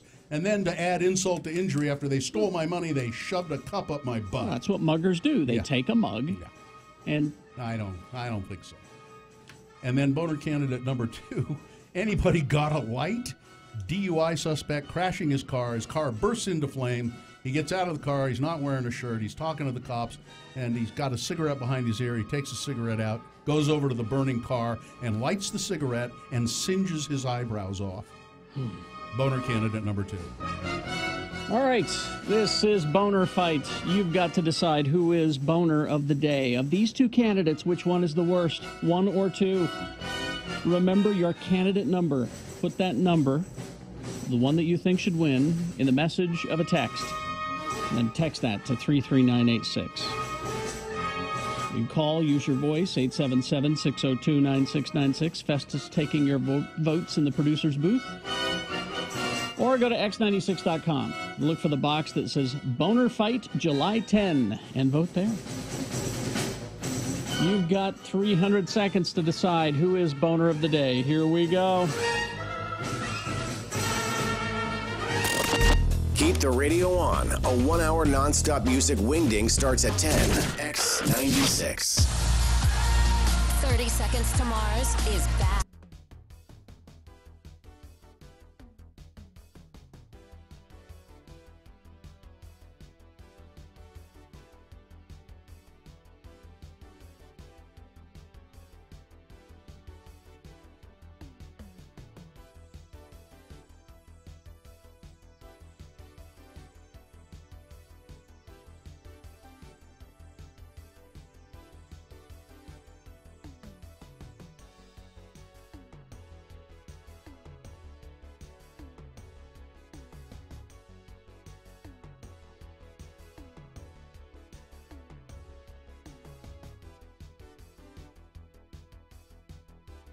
Sensuous. Sensuous. Spell it with me now. Sensuous.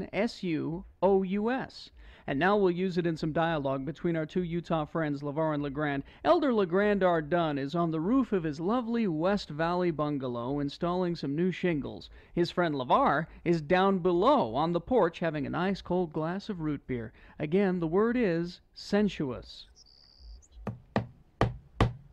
Looks like you're doing a bang-up job with them shingles, LeGrand. That hole's being patched up just fine. Well, I got to get this done before the snow flies.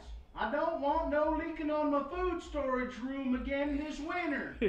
Well, if you don't want no leaking in the food storage, then you should keep LeGrand Jr. out of there. What? Nothing. Looks like it's kind of hot up there, LeGrand. Yep. I'm as hot up here as a tin roof cat house. You're what? Nothing. Hey, what's that you're drinking down there? Rut beer. Nice, ice-cold rut beer. Bet you could use some up there. I could for sure. I'm as hot as a hot dog with mustard and relish. Well, say, that's pretty hot.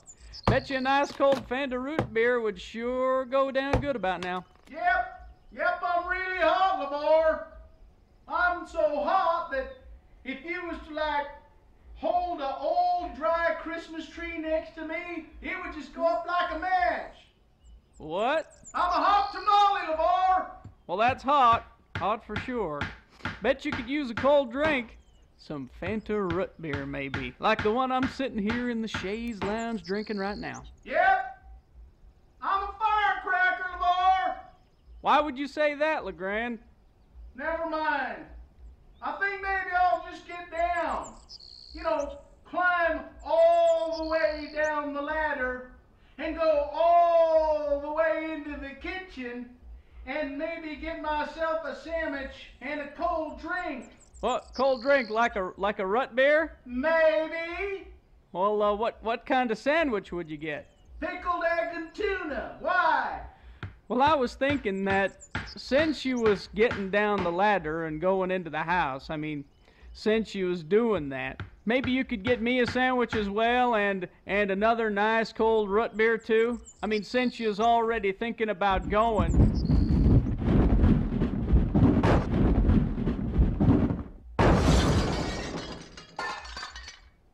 Look out below! LeGrand, I was nearly... That flat of shingles nearly hit me. You should be more careful. That was an accident, wasn't it, LeGrand?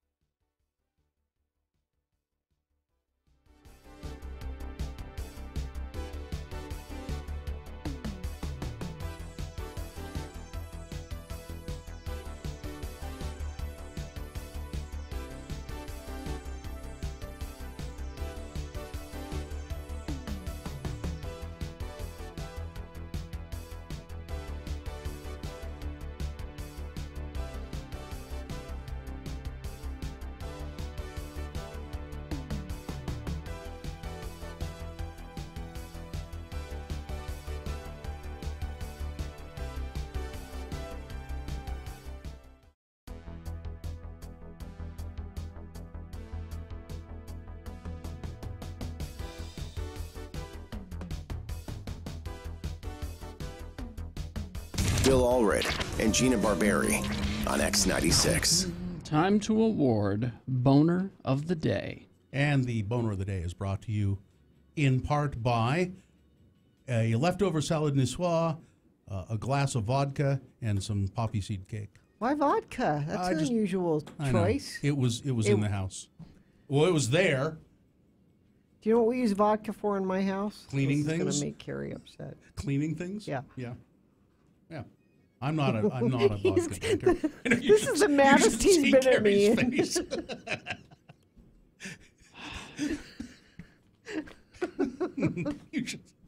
There are other death stare. The death stare. There are other liquors that would do just as good a job. But that one works very well because it's just... And I'll just drink it. And keep it local with Kirkham's Outdoor Products 74th anniversary sale featuring hundreds of excellent items for the great outdoors. Get 20% off at kirkhams.com. Boner candidate number 1. Those muggers really mugged me. It's a man in India who claimed that it was muggers who robbed him, and then while he was unconscious, shoved a cup or a mug up his butt, where it remained for 10 days. I'm thinking I made him a boner candidate because that story does not hold water. And then boner candidate number 2, anybody got a light? Drunk guy gets in a crash, his car's on fire, he's out of the car talking to the cops, he's got a cigarette.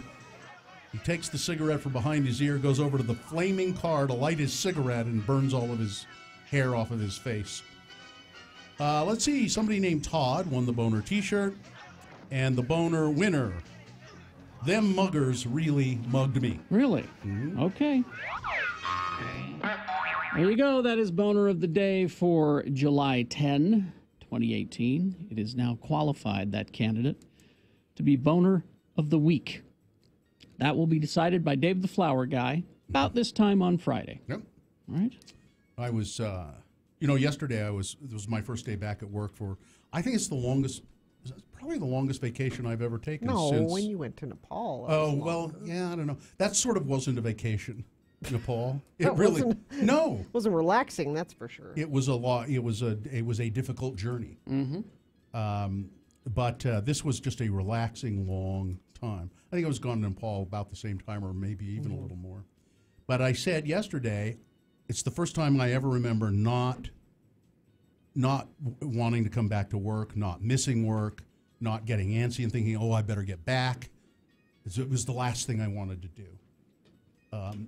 But today, as we've been doing the show, I realized how much I missed both of you. Oh. I mean, it's really true. Nice. I was just thinking, this is so comfortable and feels so good. Turn around. What? I said those two. Yeah. Yeah. Not Richie's Richie's in the other like, room what? going, what about me?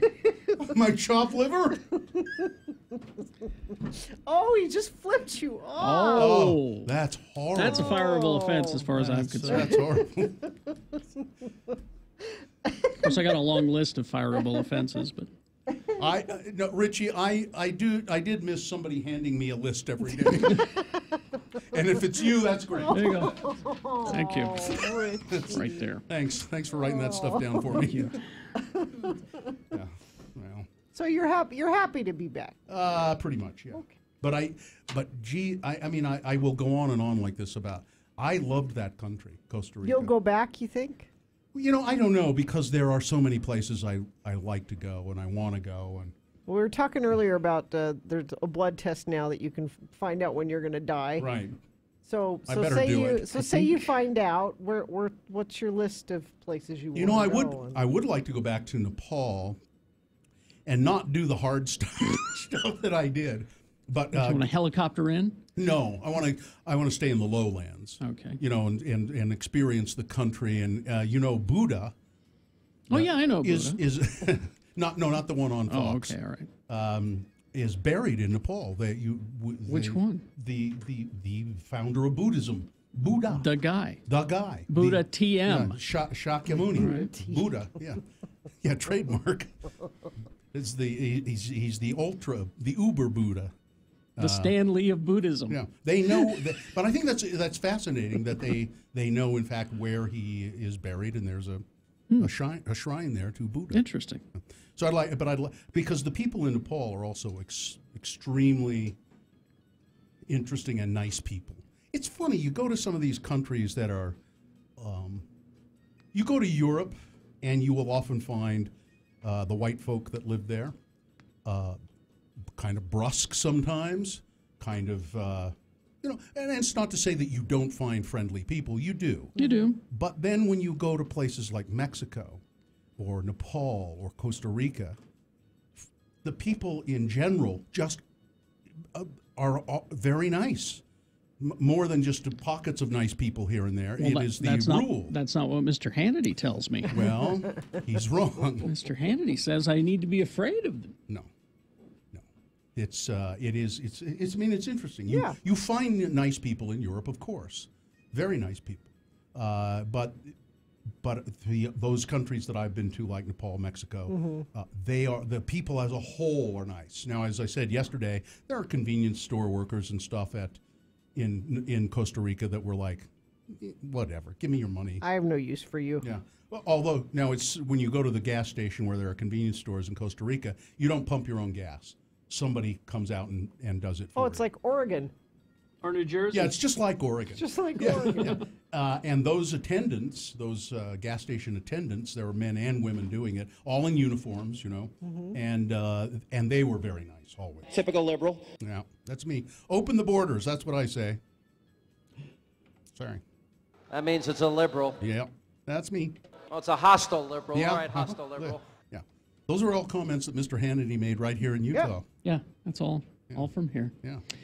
All right, we'll take a break. We'll be back. We'll finish things up on the program. Got to tell you about what's going on downtown. Let me grab that. Is it all about the farmers market right now? The downtown farmers market. Just remember, open Saturdays from 8 a.m. to 2 p.m. at Pioneer Park, which is right over that way. That way. Yeah, it's that way. He's gesturing. It's a third west between third and fourth south. Just a couple of blocks. Yeah. Big park down there if you haven't ever seen it. And if you've never been to the farmers market, it is huge. It takes up almost the entire park because there are farmers selling all of their fresh produce, but then there are also all kinds of vendors, and they've added over the last few years a big craft area as artists. well. Artists and crafts and things like that. Right now, local radishes, strawberries, cherries, kale, spinach, pea shoots. Ooh. I went on a pea shoot once. What do you do with a pea shoot? I believe you use it in a salad. It's a little tender green. And the art and craft market's a great place to find decorations for your home, plenty of food and coffee. So, the Downtown Farmers Market every Saturday, 8 a.m. to 2 p.m. Salt Lake Community College presents the 2018 Twilight Concert Series in conjunction with the Salt Lake Arts Council and Broadway Media. Thursdays in August and September at its new home at the Gallivan Center.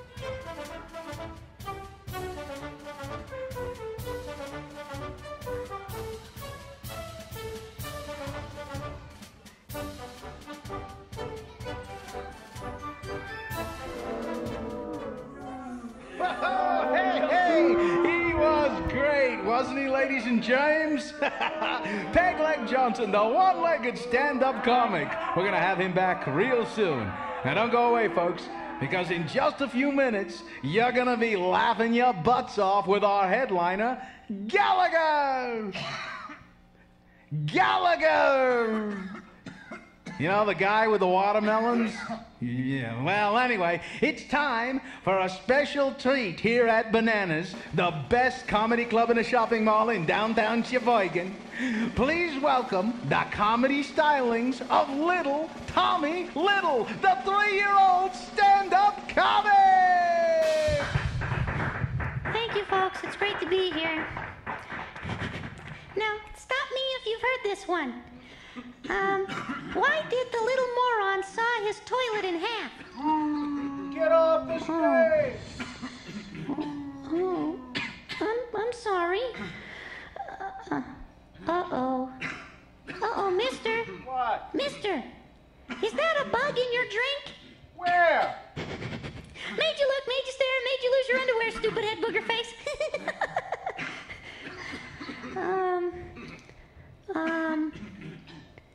Poo-poo pee-pee.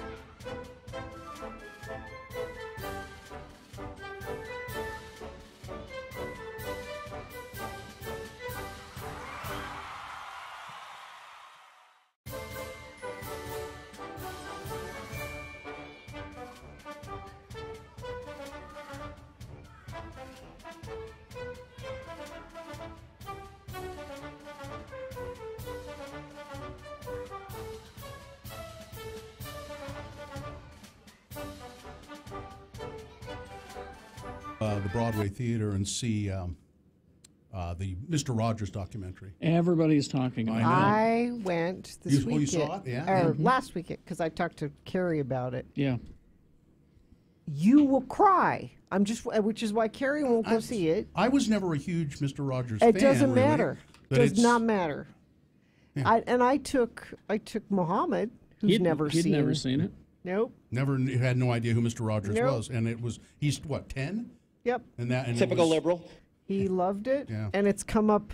Stuff in there has come up in conversation since then. So this is by way of telling you the Salt Lake Film Society. This is the kind of movie they bring in, independent films and documentaries. Some of the movies that you see at the Broadway Theater or the Tower Theater are the movies that you will continue to talk about and think about. So there's nothing wrong with just great entertainment movies, and they kind of go in one part of your head and out the other, and you don't think about them too much afterwards. But the Salt Lake Film Society, it's an organization that really is dedicated to curating the best films possible. So find out all the movies that are playing and how you can become a part of this organization by going to their website, slfs.org. All right. So we're talking about caves and the.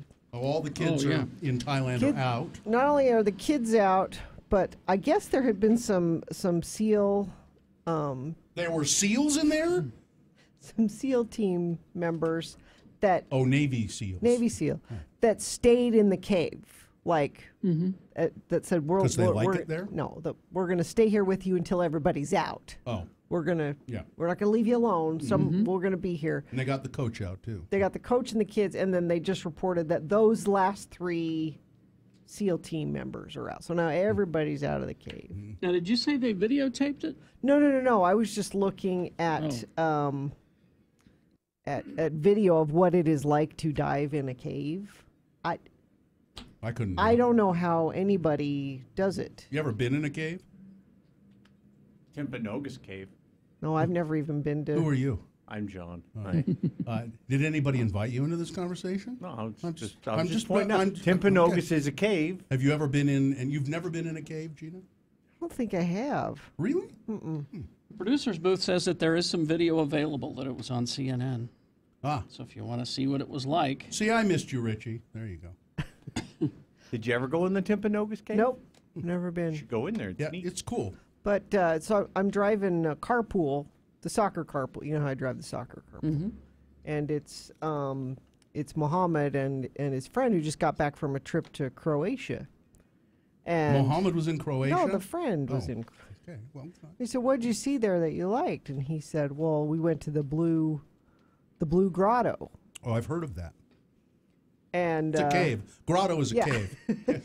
And Muhammad goes, "Was that bioluminescent algae? Is that what you saw?" And of course, he pulled out Been bioluminescent. watching Moana. Yeah. But it is in Moana. But no, it's not the bioluminescent algae. People know what that is. It's that It's it glows algae in that the glows in the dark. Yeah. But there's a cave in Croatia, and I guess you take a boat into it. Because it's a grotto. Yeah. And it's... Bratton's Seafood Grotto is where we used to get fish and chips. You go in there during the day, and it glows blue because it's white, must be white rock or sand or whatever underneath it. And then when the sunlight comes through it, it's a glowing blue. It's beautiful. It's travertine is what it's called. Is that what it is? I think so. It's a kind of limestone. It's in the, when I went to the bottom of the Grand Canyon to the Havasupai, the waterfalls come down into, and the pools are vivid blue. Like it looks like it's a painted swimming pool. Yeah, it looks like it's a neon light coming up from underneath. And that's it's travertine limestone, and it reflects blue light. Yeah, but so I'm thinking that might be cool, and then I'm like, no, I wouldn't.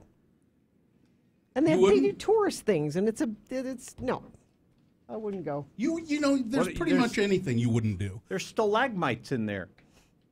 And stalactites. And stalactites. Yeah. They're both in there. The ones that come down from the ceiling Those are the tights. The tights. Those are the tights. I think I'm risk averse. Well, I think as a human, you are programmed to be risk averse. Right? I have evolved this way. Oh, you're now you're Gina, I don't believe you've evolved at all. No, now she believes in evolution. Right. Liberal cuck. What's the Morning Glory pool in Yellowstone? That's blue. Nothing at all. Is it blue? Yeah, blue. It's mostly white. Is it? Yeah, because it's got some blue, but that's why it's a Morning Glory, because Morning Glories are mostly white. I think it's blue. It's just a... All right, it's blue then. I'm going to Google it. Go ahead, Google it. Do that. You should spend most of your show doing that. Well, he's got that whole wing ding where he can just do whatever. Why are you so surly today? You usually like me. I never like you. What are you talking about? You're not usually this obvious about it. I just pretend to like you sometimes. I don't care for you in the slightest. Yeah, see, it's blue. Look, see? Great, it's blue. There's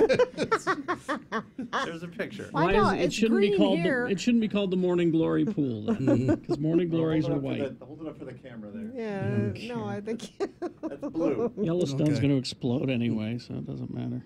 It's going to kill us all. I want to go to the Blue Grotto. Now you're looking at that? I'm just looking at travertine. Oh. It's an Italian word. And it means blue. For blue stone? Yeah. Kind of. All right. Let's do a promo and get out of here. On Wednesday's Radio from Hell show. Stop. Send us your things that must go, or we won't have them on Wednesday's Radio from Hell show. Send your things that must go to radiofromhell@x96.com. Put "must go" in the subject line. At 7:45, we'll do hello, yeah, what? A chance to talk to us about whatever you like. And then at 9, Corey will be here with his concert and community calendar. Well, that's all on Wednesday's Radio from Hell show on X96. The hell you say? We should start ending every promo with "the hell you say." The hell you say. All right. We good enough? Yeah, thanks. What do you got, John? I have 30 Seconds to Mars tickets, Oh. Ogden Twilight tickets, and Alkaline Trio tickets. Oh, the Alkaline Trio's coming? Yeah, that's right. I like them. And two wingdings. Both of them. All right. Okay. Live long and prosper, bitches. Don't you know who I am? You blew it, Bill. John Smith is next. Please keep listening. A 1 hour nonstop music wing ding starts now. X96.